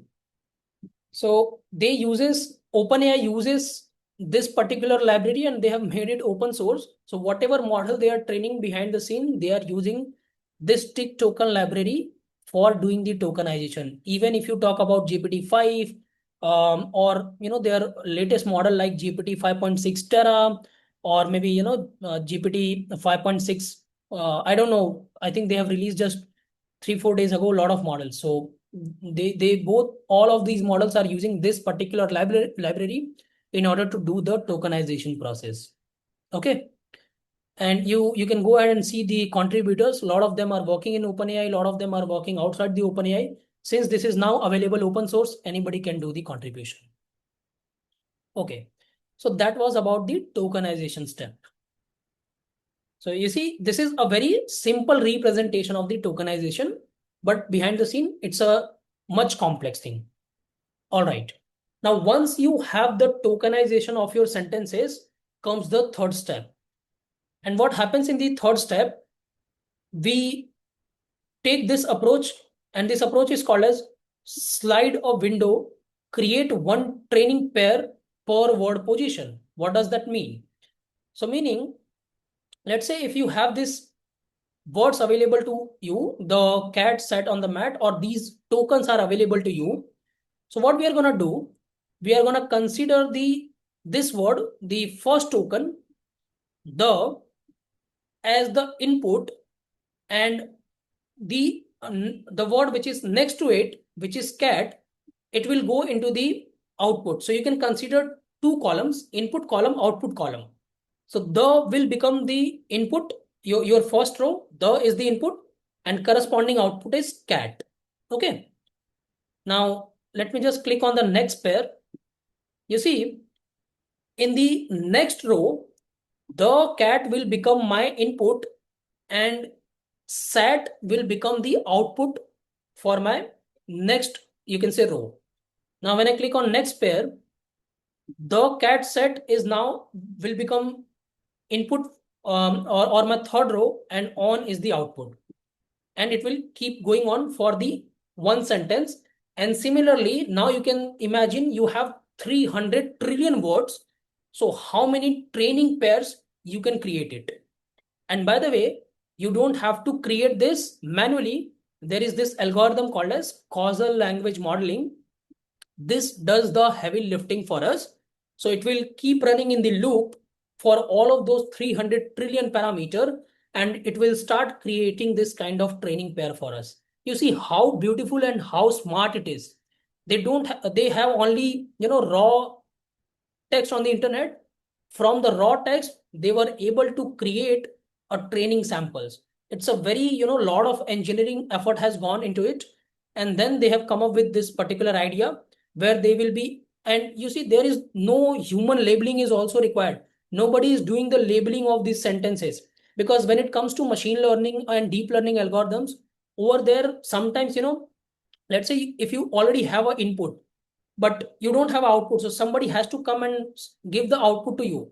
But here you see, you have the tokens, or you can say sentences to you, and already the next word, since next word is going to be output, it is already present in the sentence. So they just have to come up with a very smart idea that this entire data can be converted into training input and training output. And this is how it is being done. Okay.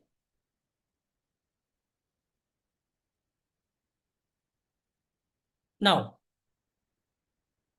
on the fourth step, which is called as no picking rule, causal attention mask, it is very much important that whenever you are creating this input output pair, you should not be seeing the next token which is coming, for example, if you are considering this much as your input, the cat sat on the, it should never see the mat, the next word or a next token, which is coming after this particular token, the token. And in the fourth step, they just do this thing. I mean, they confirm that all their training pairs are correct or not. Because let's say if you are able to see this mat token uh, in the input sequence itself, you can consider it very similar to, or let me give you analogy, it is very similar to, you already know, okay, what is going to be predicted by the model. Okay, so that's why they don't want, they want to avoid it, and that's why the name is also called as causal language modeling, because you are hiding always the next token and you only giving the previous token. And now you have understood how the training pairs looks like. You have all the input sequences, and only what you are doing, and in the output you are having one particular word to predict. And since due to this nature of training of the LLMs, uh, I was representing the LLM with this particular equation. Let me just go back once again to my slide.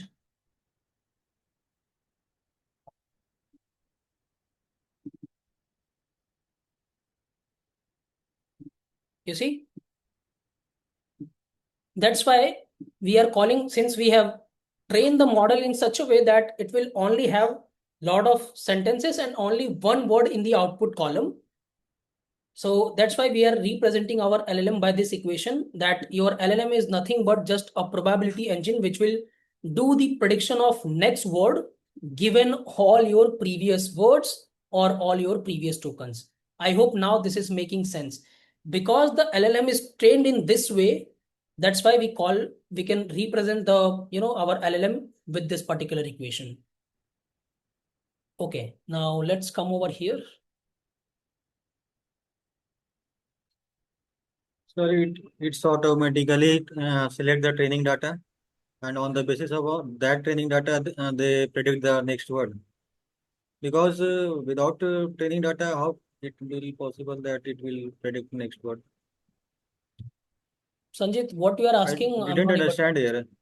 Actually, I didn't get here. It is predicting on the basis of previous word, but Yeah, training yeah. data we are not providing. So it's automatically We select the training data from the no, big data we are base just data set. we are just at a stage where we have understood how we need to prepare the training data. Have you understood that? We still haven't seen how training Yeah. happens. So have you understood till here, like how do we create the training data set or not? Just tell me that part. I want to ask you that where the training data it will get from. So that's what we are discussing from last half an hour. It will do all of this Crawl, stages. It will crawl the data set. crawl data set. Crawl data set, what you are saying? It will basically get the data from this kind of websites or from the internet. Okay. And when I say crawl, means it's gonna crawl the internet. Okay. And after that, it is gonna do the data cleaning, then convert all of these sentences into tokens. Okay. And once you have the tokens, it will apply this CLM, causal language modeling, where you can consider one column as the input, another column as the output. In the one column, you will have first text or first token as your first row. So the is the first row. Corresponding to that, you will have a cat. Then when you go to the next pair, you will have the cat in the second row. Sat is your output for that particular row. Next row will become this as your input data. This is your output data. Next row, this is going to be your input data. This is going to be your output data. So this is how you prepare your training data. Now tell me what you are not able to understand in this. Because on the previous word, like the any can it can predict like the boy, See, we are the just man. preparing. We are just preparing the training data currently. I have not Okay. teach you how LLMs are trained. Why you are going directly into the prediction? Okay. First of all, we have to understand step by step how training data is prepared, And then I will come to Okay. how prediction happens, how training happens. That is a separate story. But we are just going step by Okay. step how currently we are preparing the data so that we can give this data to LLM for the training. Okay. Till here, do you have any question or not? No, so thank you. Okay. Okay. Sorry to cut you here, Sachin. Uh, Mhm. as we have here, right? We have a complete sentence. The cat sat on the mat, right? And we are saying that we are passing one word at a time, and LLM is here we are talking about the training data, right? We are just, So we are just focusing, Manish, on preparing the training data. So you remember here we have this hour of studied and marks. Now you can consider you have tokens, or you can say previous token and then next token, the two columns. Now in the previous token, what we are doing, we are just accumulating this word. So the first row will look like what? It will have the, and then cat is going to be the corresponding output column. Okay, so for example, I can write it over here.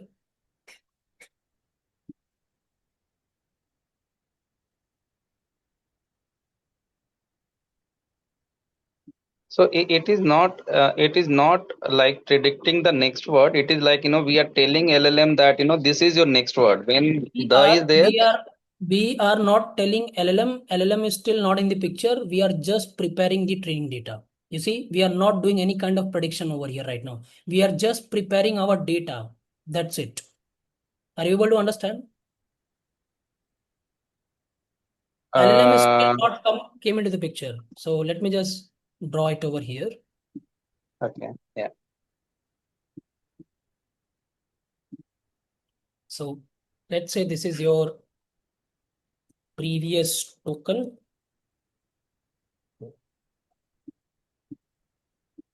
And this is your next token. These are the two columns.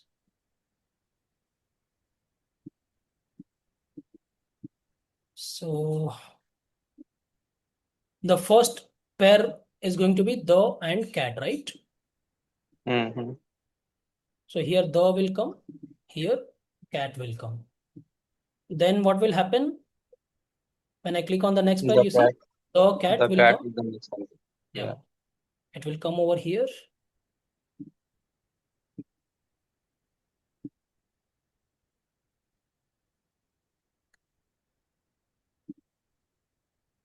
The cat, and then here sat will come.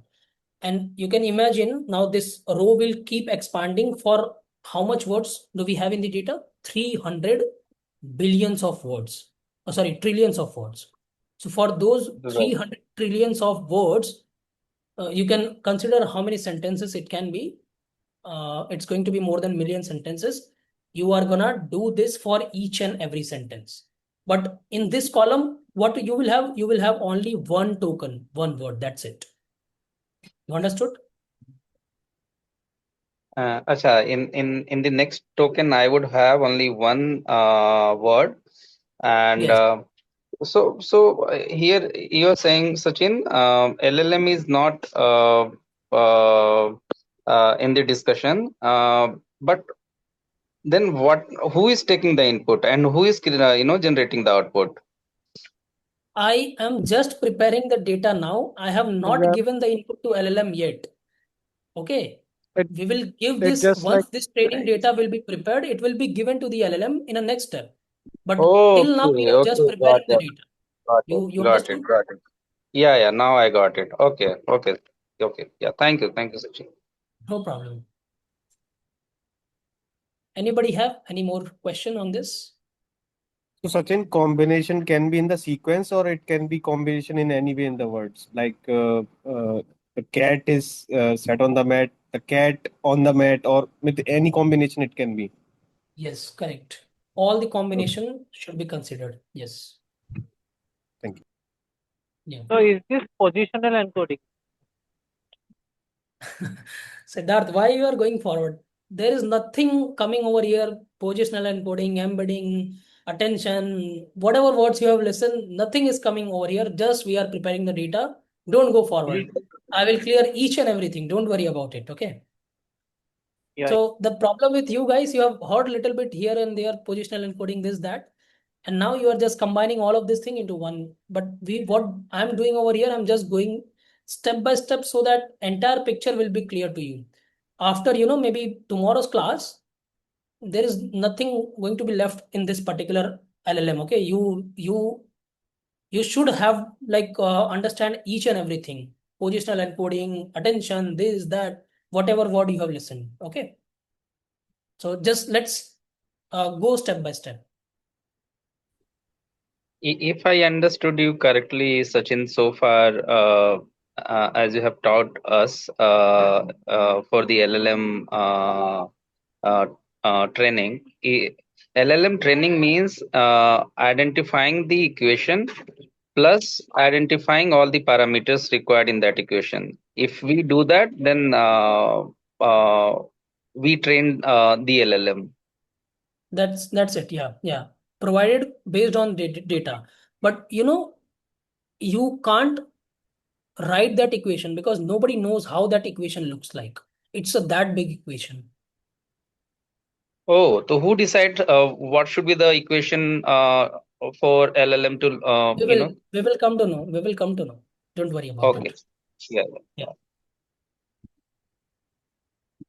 All right. So, So Sachin, I have a query. So, we are yeah, preparing the data for training with the help of CLM, right? correct. Causal language model algorithm. Which Correct. is again algorithm. Correct. Yeah, got it. Yep.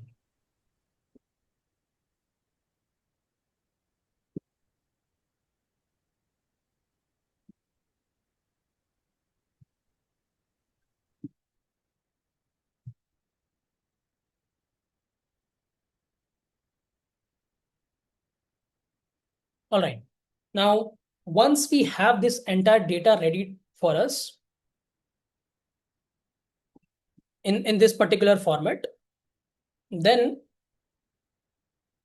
what we do actually, we need to convert this data into something called as, by the way, there is going to become one architecture into the picture now, and that architecture is called as transformer architecture. So there is this paper called as Attention is All You Need.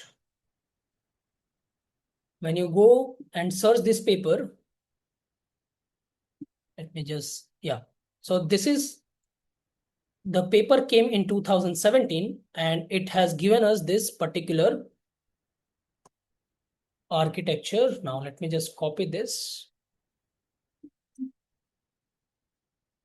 and let's put it onto the discussion board.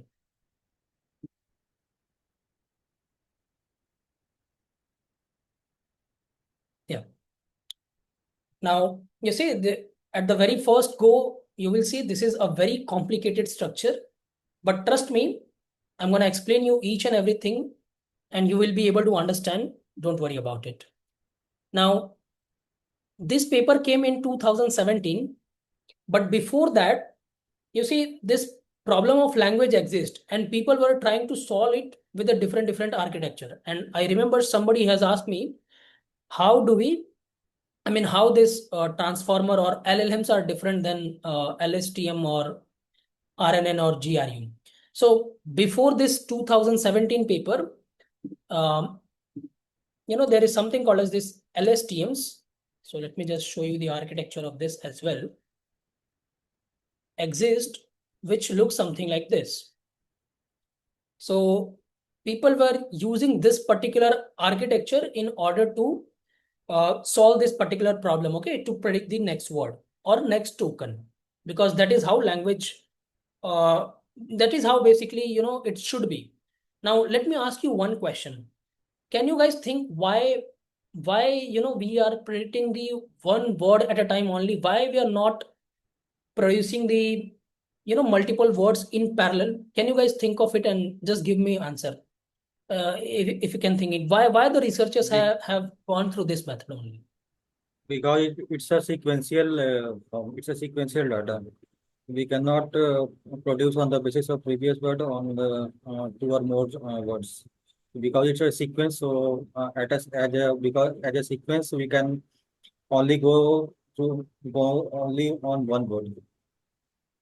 Yes, Sanjit, you are kind of Is right, it right? but let me give you a very, instead of giving you a technical explanation, it's a very, you can say, foundational answer, and it is very, you can say, common sense. So you think yourself as a, let's say if I give you one particular problem statement that you have to write, let's say one poetry, or maybe let's say you have to write one essay, which we generally ask for LLM also to do it. Now you imagine in your head, let's say if you are started writing an essay, don't you think you are also writing one word by word? And first of all, you curate your idea that what you have to write it. Basically, you do the reasoning and then you start writing them word by word. Now, do you think you will be able to write the fifth word without completing the fourth word? No, right? Because what is going to be your next word or next token is gonna be dependent on previous tokens. And that is why it has to be in this way only. And that's why researchers has opted this method. LLM is why it is producing one word at a time. It has to be logically in that way. How it will be able to produce the fifth word without understanding the fourth word, right? And that's why they have opted for this method. Now, coming back to the discussion, so LSTMs are there. Of course, we are not going to understand how LSTM works because that is a separate discussion. We cover this in a deep learning class. It's not covered in a Gen AI class. And before, this LSTMs, there are called as RNNs. Okay, RNNs was also there, which was solving the same problem. Okay. Now, what suddenly happened that people or the industry had, kind of stopped using RNNs and LSTMs. And what happened that they shifted on this particular architecture diagram, which we are seeing right now. So one short answer for it, all of the architectures which is before the 2000s.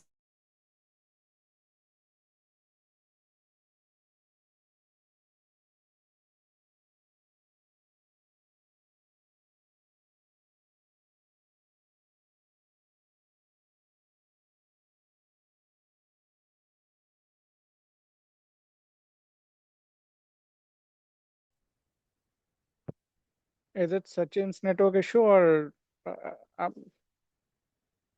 Sachin seems to be disconnected from this call. okay?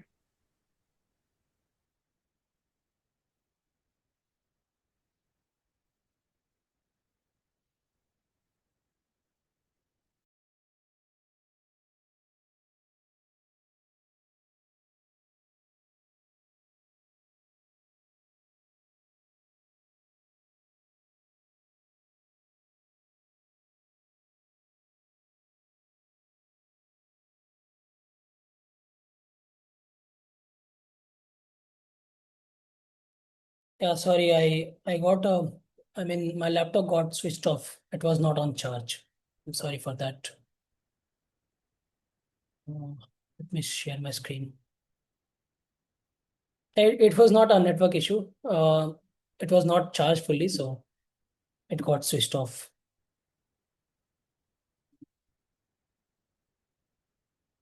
Okay. Hope my screen is visible once again to all of you. Just give me the confirmation.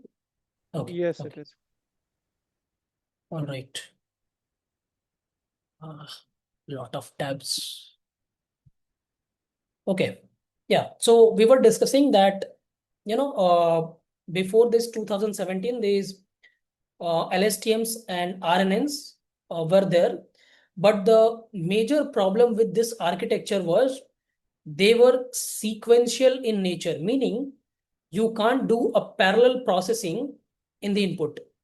And hence, these architectures were doing good enough if your word is having, less than equal to 30 words. So for example, if you have only 30 words in your data, it is able to do a very good job on that.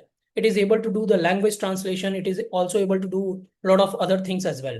But as soon as you start increasing your words, because in the real life scenarios, you don't have only 30 words or 50 words. You might end up producing maybe 1,000 words or maybe 1 million word, because currently Opus model is supporting 1 million context limit, right? So you might end up producing 1 million word as well. So the problem with these architectures, they were not doing the parallel processing of the words. They are processing the words in the input one by one. Of course, so you see there is two things in the input and in the output. In the output, of course, you have to process it one word one by one only, or token by token only. But in the input side, you should have a mechanism where you will be able to send lot of sentences or lot of tokens in one go, and it should do the parallel processing.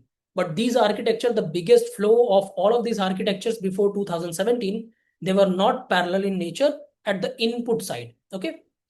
And hence, there was a paper came in 2017 by Google.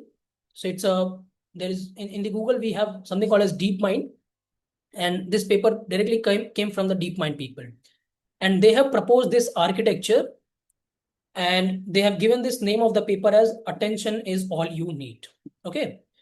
Now, our aim is to, if we will be able to understand this particular architecture, which is available to you, I would not go into very much depth, because even if you talk about, one single, let's talk about multi-head attention. So I can talk about multi-head attention only for 2 to 3 hours. But since our target is to become a AI engineer, Gen AI engineer, we are not gonna go too much deep, technical deep, but each of these blocks, what they are doing, how they are doing on an overview level, and because that is what is required as a Gen AI engineer or agentic AI engineer, and that is what required in the interview also. So that much part I'm gonna cover it. But trust me, when I say I'm gonna cover it that much, it's not that much. It's way more than that. Okay. So, but yeah, whatever is required, I'm gonna do it. Fine. Now, in this particular architecture, you will see two big blocks. So you see, this is one big block over here, and this big block is called as encoder. Okay. And then there is this another big block. This bigger block is called as decoder block. So this architecture is having two particular block. One is encoder block, another is decoder block. So let me just draw one particular diagram over here. So if I have to simplify this diagram, I will represent this diagram by two blocks. One is going to be encoder, and you see some connection is coming out from this encoder block and going over here. So we can also do the same thing. Some connection is coming out of here. And then finally, we have a decoder block over here. Okay, decoder. That's it. So this is how my entire, and this, by the way, this entire architecture is called as transformer architecture. Okay, it is, the name has given as transformer. So we have this encoder block and decoder block. Now let's understand what this encoder block does on a very high level, and what does this decoder block does on a very high level. So just like, once again, 1,000 feet apart, we are going to understand what is this encoder and decoder, and then we will go deep into it. So let me just give you one line summary of what encoder does. So the task of this encoder is basically, from all the training data, to understand the meaning of all the words, okay, and produce something called as contextually rich embedding. Okay, contextually rich embeddings.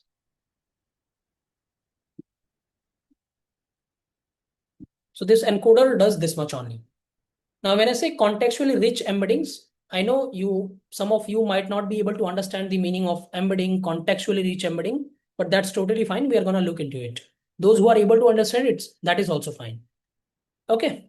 Now, once we have this contextual rich embedding, it will go to decoder, and the job of the decoder is to decode this particular contextual rich embedding and start producing one word at a time. Okay, so let me write it over here. What decoder does, it will start, understand this contextual rich embedding. So I will write it as CRE, and it will start producing one token at a time.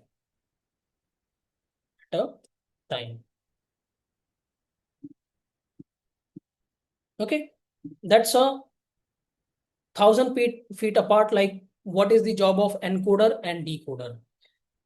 But how this encoder creates this contextually rich embedding, how decoder understand it, and how it will basically start producing one token at a time, we have to understand it. Now let's start go deeper into it. So if you open this paper and read about this little bit, let me just go to the encoder block, how many encoder block they have used.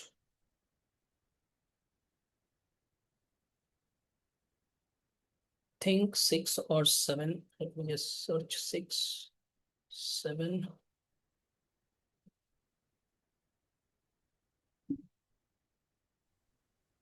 Somebody is saying not audible.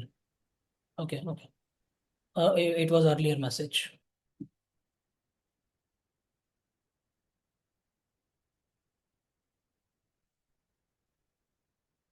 Yeah, so they have used 6 identical layers. Yeah. Now we come back over here. Now, currently you see this looks only one encoder block, but these researchers have not used actually one encoder block. Instead of that, they have 6 such encoder block, stacked on top of each other. So you will have one encoder block, 2 encoder block, 3, 4, 5, 6, total 6 encoder block.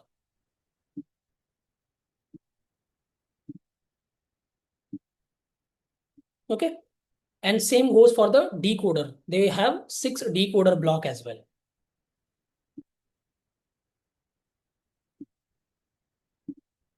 And just write ... you will understand. 6 such blocks.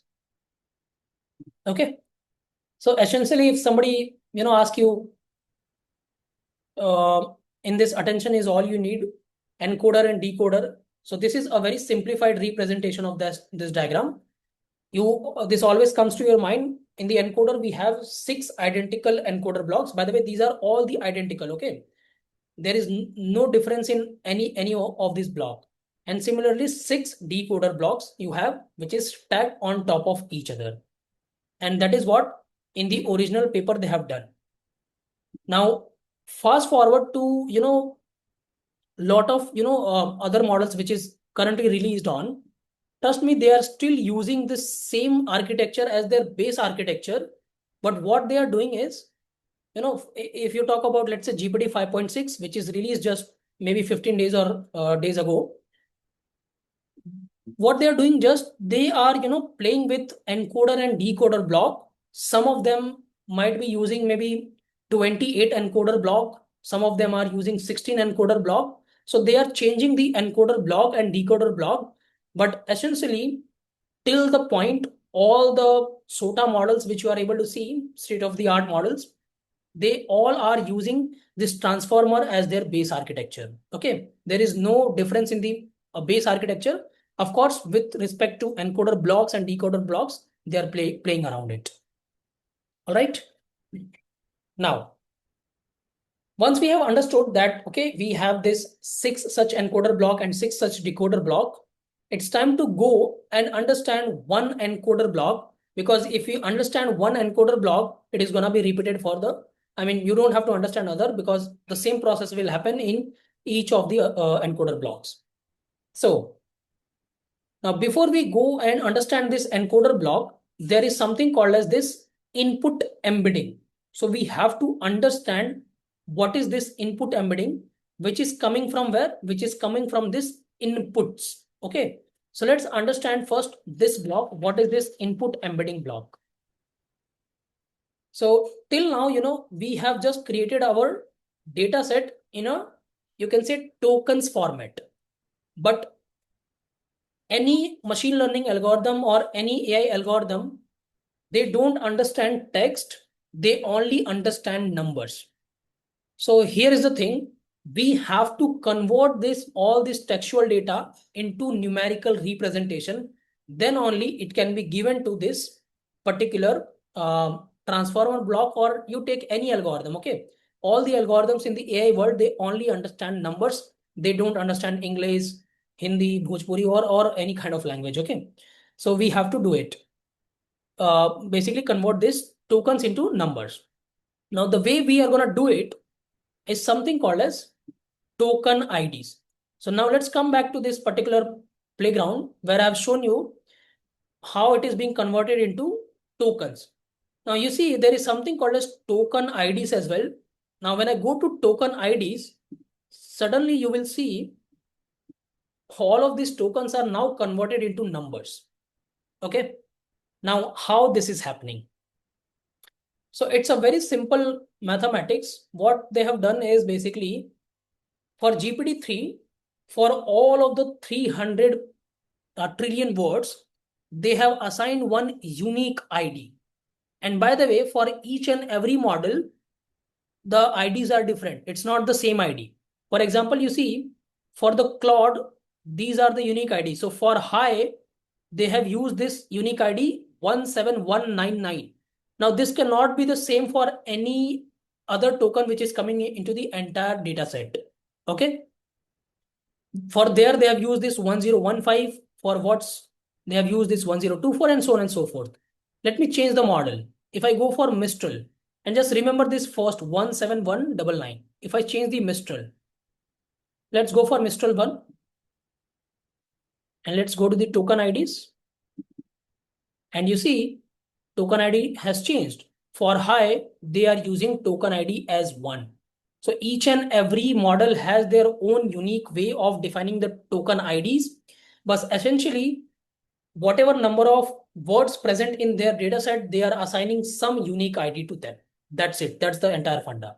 So basically, you can consider it as a dictionary where all the words, all the unique words are written in the dictionary, and they are assigned to some unique number on top of it, starting from 0 going up to millions or billions of words.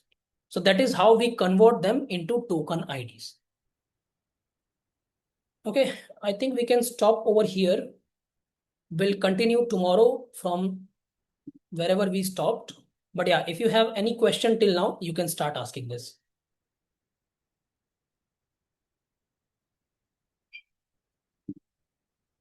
Any question, anybody? We can stop over here now. Yes, Sachin. Yeah, Yeah, go please. ahead. Yeah, Sachin. So the ID for different models are different, right? So suppose any single word is repeated 100 times or 1000 times, so that ID will remain constant, or every time it will be changed for that particular word? It will remain constant for that particular word. You see, let me just show you. For example, if I write once again a high, by the way, small high, capital high, it's a two word, right? It's a two different word. Correct. So for them, ID might change.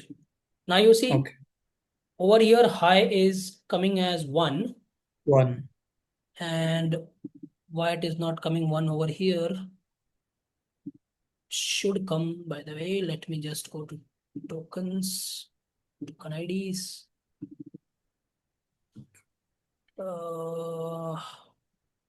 It is coming 1 5. Okay, so you see here we have high and there is no space, by the way. And for this high, there is a space. So if it is coming with space, they are considering it as 15359. And there is no space. So let me do one more thing. One more time, I will write high. And Now you see 15359, 15359. It is repeating. You see? So that space is considered as 15359. That not the space. Space with high is considered as 15359. You see What the about the second token? So it's high space there, right? So yeah, can you go space. to token IDs? Sure. So high token is 1 and their token is 15359. So after Right. New Delhi, we have this space high and then space high. So it Correct. is considered as 15359.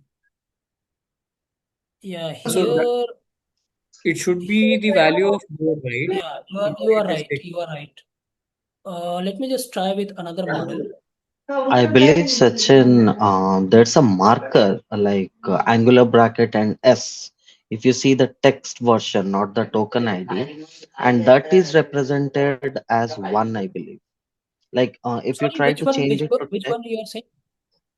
if You're you right try for to see the misspelled. text version, not the token IDs, can you please choose the text version?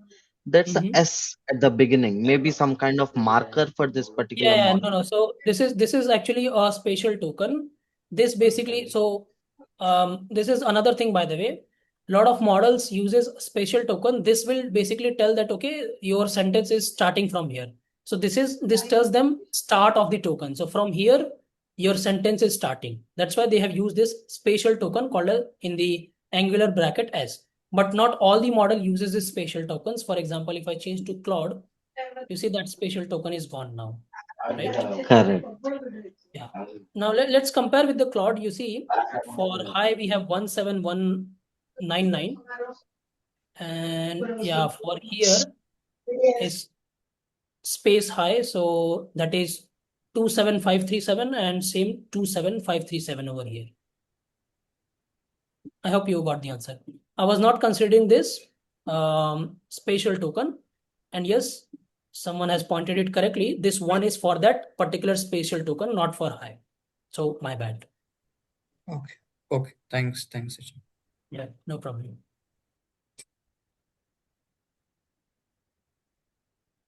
Any more questions? Anybody?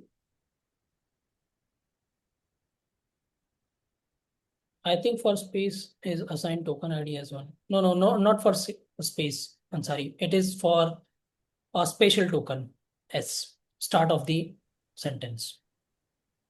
Sachin, I remember you were saying that the preparing the data set. So the cat sat on the mat, and we talked about input token, output token. So there, initially we talked in terms of text. So actually, when we train the data, then we don't pass we pass the token ID. Correct. This is something. We actually, yeah. So this input you are seeing, this is going to be our token IDs. We are not going to send this text. We will be convert this entire data into our token IDs, and then it will be sent. So that will become basically our input, and then it will go to input embedding layer, and then we need to discuss what will happen in this embedding layer. Yeah, and one more question I have. In this architecture, intention is all you need. This has the advantage of having this thing, right? Input can Parallel processing. parallel processing along with some input token can have multiple tokens in it, right? Input tokens can have multiple tokens. I don't understand that. What all I mean, here, for example, pre-token you said, right? The is the pre-token, and then next token is the Correct. next token is the cat. Yeah, so that is only called as parallel processing. So for example, let's say if you keep doing it, your sentence might end up having, let's say, 3000 words or 3000 tokens in it. Okay. So Yeah, even if yeah. it will have 3000 tokens, you will be able to send the entire row in parallel, and it will be able to process those 3000 tokens at one go. Whereas when it comes to LSTM and RNNs, they will only be able to process one token at a time in the input, which is Oh, not scalable at all. Yeah. Okay. So one advantage of I can think of is like, let's say my data set is having 3 millions of or more words. Okay, in that Okay. case, pre-token can have 3 millions of words as a input token, right? So not like our RAM or whatever the the processing unit in the LLM architecture will be overloaded with the space and all. So Manish, what do you think? These LLMs are trained at our home? No, not at all. These are trained by the big giants. We can't afford to do this training because millions and billions of dollars are spent in order to just train one LLM model. And of course, you are right. They require a very heavy GPUs in order to train these models and a huge cost. So we in fact, our Indian companies also, apart from Sarvam AI, I don't see any Indian company who is able to train their own large language model from the scratch. There is no single Indian company apart from Sarvam AI, if you have heard about it. Sarvam.ai. It's an Indian company who has trained his own large language model. So all these big giants only are able to do it. Okay. I didn't hear about this company, but yeah, that's fine. I got the answer. Thank you. Yeah, you can, after this class, you can do some research on that. Yeah. Yeah, I'll do it. Yeah. Yeah. And Sachin, how this IDs are assigned? Like, is it random, or they have some approach of assigning? Yeah, I mean mostly random, because you see, it's basically how they have created the data set. Let's say if the came first in their data set, so they will assign maybe first number to the. And let's say if another company is crawling the data set, and in their data set, let's say some another word will appear first, so they will assign that particular ID to them. But essentially, that should not be the question, because you will have a unique ID to them. That should be the question. By the So way, basically, if there the is word, no particular approach. So it is just a random assigning of the unique IDs. yeah, because that is going to be fast, by the way, because you see, you have the big 300 million data set or billion data set, and let's say if you sort this or do some kind of algorithm over there, it will just do a overburden, because what we want is basically we need all the unique words that should have assigned a unique token ID to Right. them. That's it. That's our goal, right? So it can be done randomly also. So there should not be any algorithm. Okay. And that's the smartest approach. And I think, I believe it's a fastest approach also to assign token IDs. Okay. Yep. So the token ID assignment is happening with the help of any algorithm, or Yeah, that's how that's they okay. That's what I said. It's not using any specific algorithm. You can just find it out all the unique words from your data set, and then you just keep assigning them one by one token IDs in a linear fashion. So there is no specific algorithm mentioned anywhere. You can think of it just applying a simple for loop, one by one. Okay, You just pass understood, that. understood. Okay, Yeah. okay. Thank you. So, Sachin, in the playground UI which you showed from Hugging Face, you Mhm. wrote a sentence and you selected a model, right? And that Mhm. generated either the text or the token IDs. I just Correct. have a curious question. Even in the real time, Mhm. while writing code or generating for generating these token Yes. IDs, we'll be Yes. using same kind of models, right? Yes, you are right. And in fact, when you are sending the text to it, it got converted into tokens internally. You Okay, and the the output us we itself never is use. token. Input is also token, output is also token. But then we take this token. Let's Okay, suppose if model has generated this token 15359. So what we do, we corresponding whatever the word is, we just display that. But internally it is producing output also as a token, and input is also going as a token. So there is nothing has to do with any kind of language. You see, it's a got 360 it. degree turn.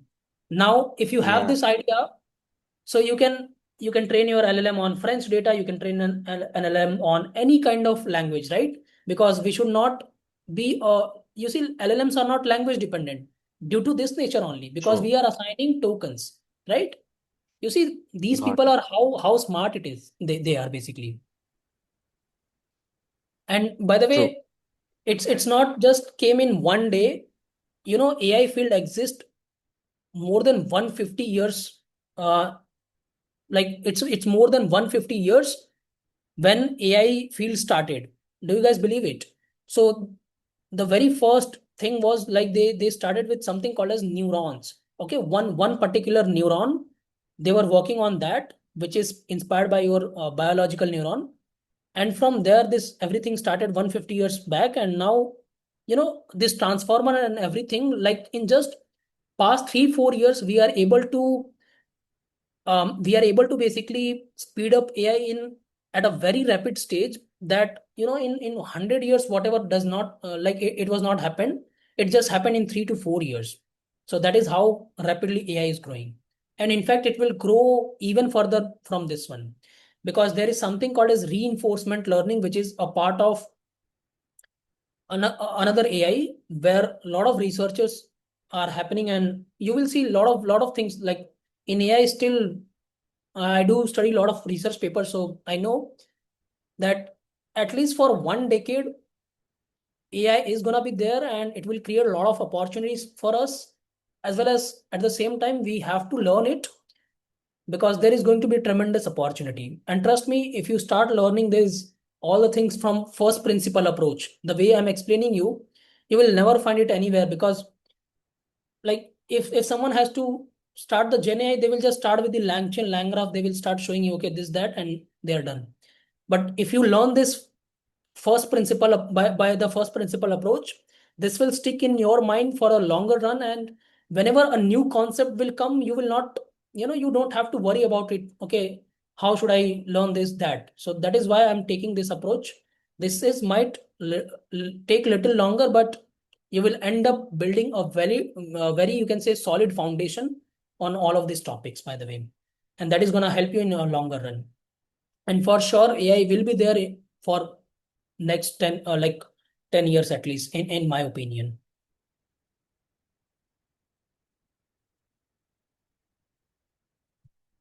Okay, any more questions, anybody?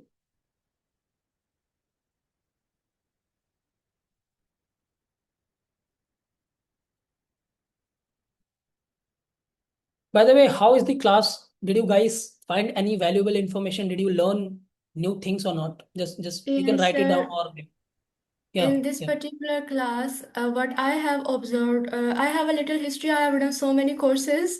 Like I was stuck in the tutorial hell. But today class, the one thing that I'm impressed is how you connected the ideas, how systematically approach you have used. You are not beating the bush. Like you are very precise and while conveying the idea while going into the depth. So this is what I like. Like most of the people beat the bush and do not convey the idea, and students feel lost. They don't know how to connect the dot.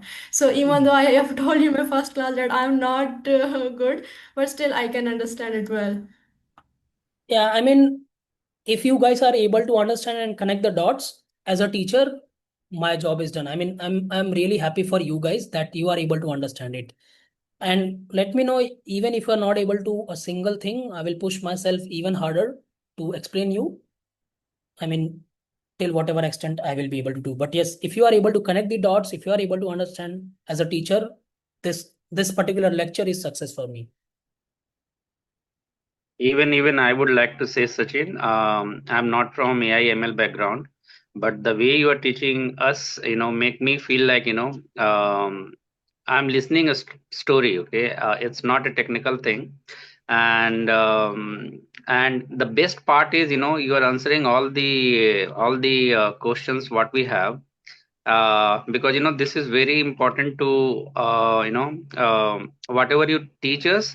It's not necessary, it should be get cleared in one shot. We must have some doubt, and you clear it very well. Okay, I must say that. Yeah, thank you so much, Sachin, for clearing Thank all the doubt. Yeah. Okay, Hello. Manish. Yeah, please Hello. go ahead. Yeah, Sachin, I have a question actually. Yeah, Um, Kushbu. I'm not a proper technical person. Okay. Mm-hmm. I know about K-12 related robotics and AI background. I was working as a curriculum development content creator. Mm-hmm. Left the job because of some reason. The company was not paying the salary, but right now I'm not doing any job. So I'm very much interested in doing this course.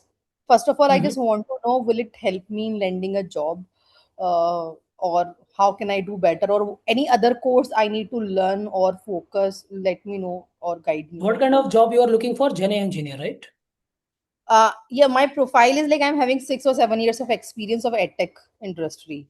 So lastly I was working with a company Rancho Labs that is Hmm. funded by IIT Delhi as a Okay. content developer. See, um, I mean, I can give you the answer and let me give you the answer. So, if you're going to study hard, if you're going to complete all the classes, Hmm. apart from that, not only the classes, you have to put little bit extra effort. Mm-hmm. And if you are willing to do that, there is nobody stopping you to get the job. That is the first thing. Second Hmm. thing, there are a lot of peoples in this class who have attended my agentic AI class. There is Sid, Okay. who also Siddharth, his full name is Siddharth. I call Mm-hmm. him as Sid. He also Mm-hmm. got a job. And I don't teach you the questions which is being asked into the interview. I Hmm. always take this first principle approach because you see, if you understand all the concept very well, you can give any kind of answer in the interview. So he has done the same thing. He never asked me, sir, can you give me this question list? Can you give me this that? He follows all the class very well, and he was saying me that he was able to get the job. And I think now you're on team. I see. I am over here just as a teacher. I'm doing my job now. Maybe your on team will do the promotion and all I those, have a which is fine. I have a Yeah. beginner level knowledge of Python. I was teaching in White Junior, so Yeah, data so science, a so little bit very beginner knowledge only. so first of Uh, all, I would say you should strengthen your Python because going forward, Python will come over here hmm. extensively. So I would suggest you go through these lectures, but at the same time you also start strengthening your Python, do Mm-hmm. more exercise on it. Okay. At least go to the from beginner go to the intermediate level. That is what you get Okay. to.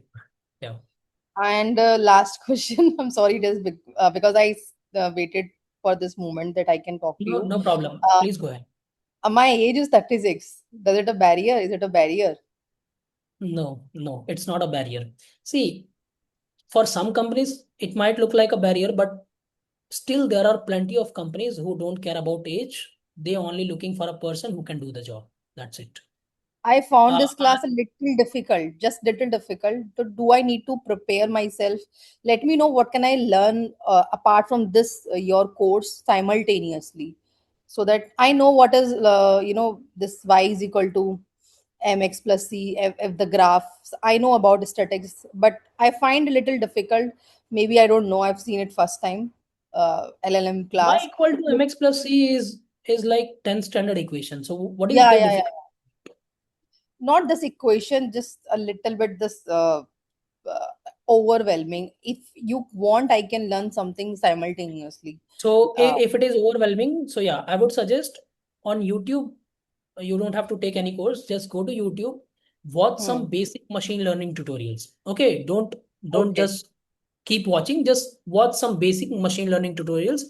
Try to Hmm, understand how machine learning works actually. For 3 to 4 videos is more than enough. Come back, acha. watch the recording. You will able to Hmm, understand each and everything. Even after that, if you are not able to understand, then come to me. I will once again hmm, tell you what. got Okay? it. Okay, thank you so much. Thank you, Sachin. No problem. Thank you.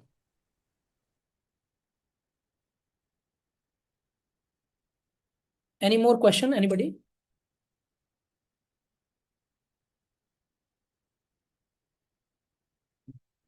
Okay, no questions. Then fine.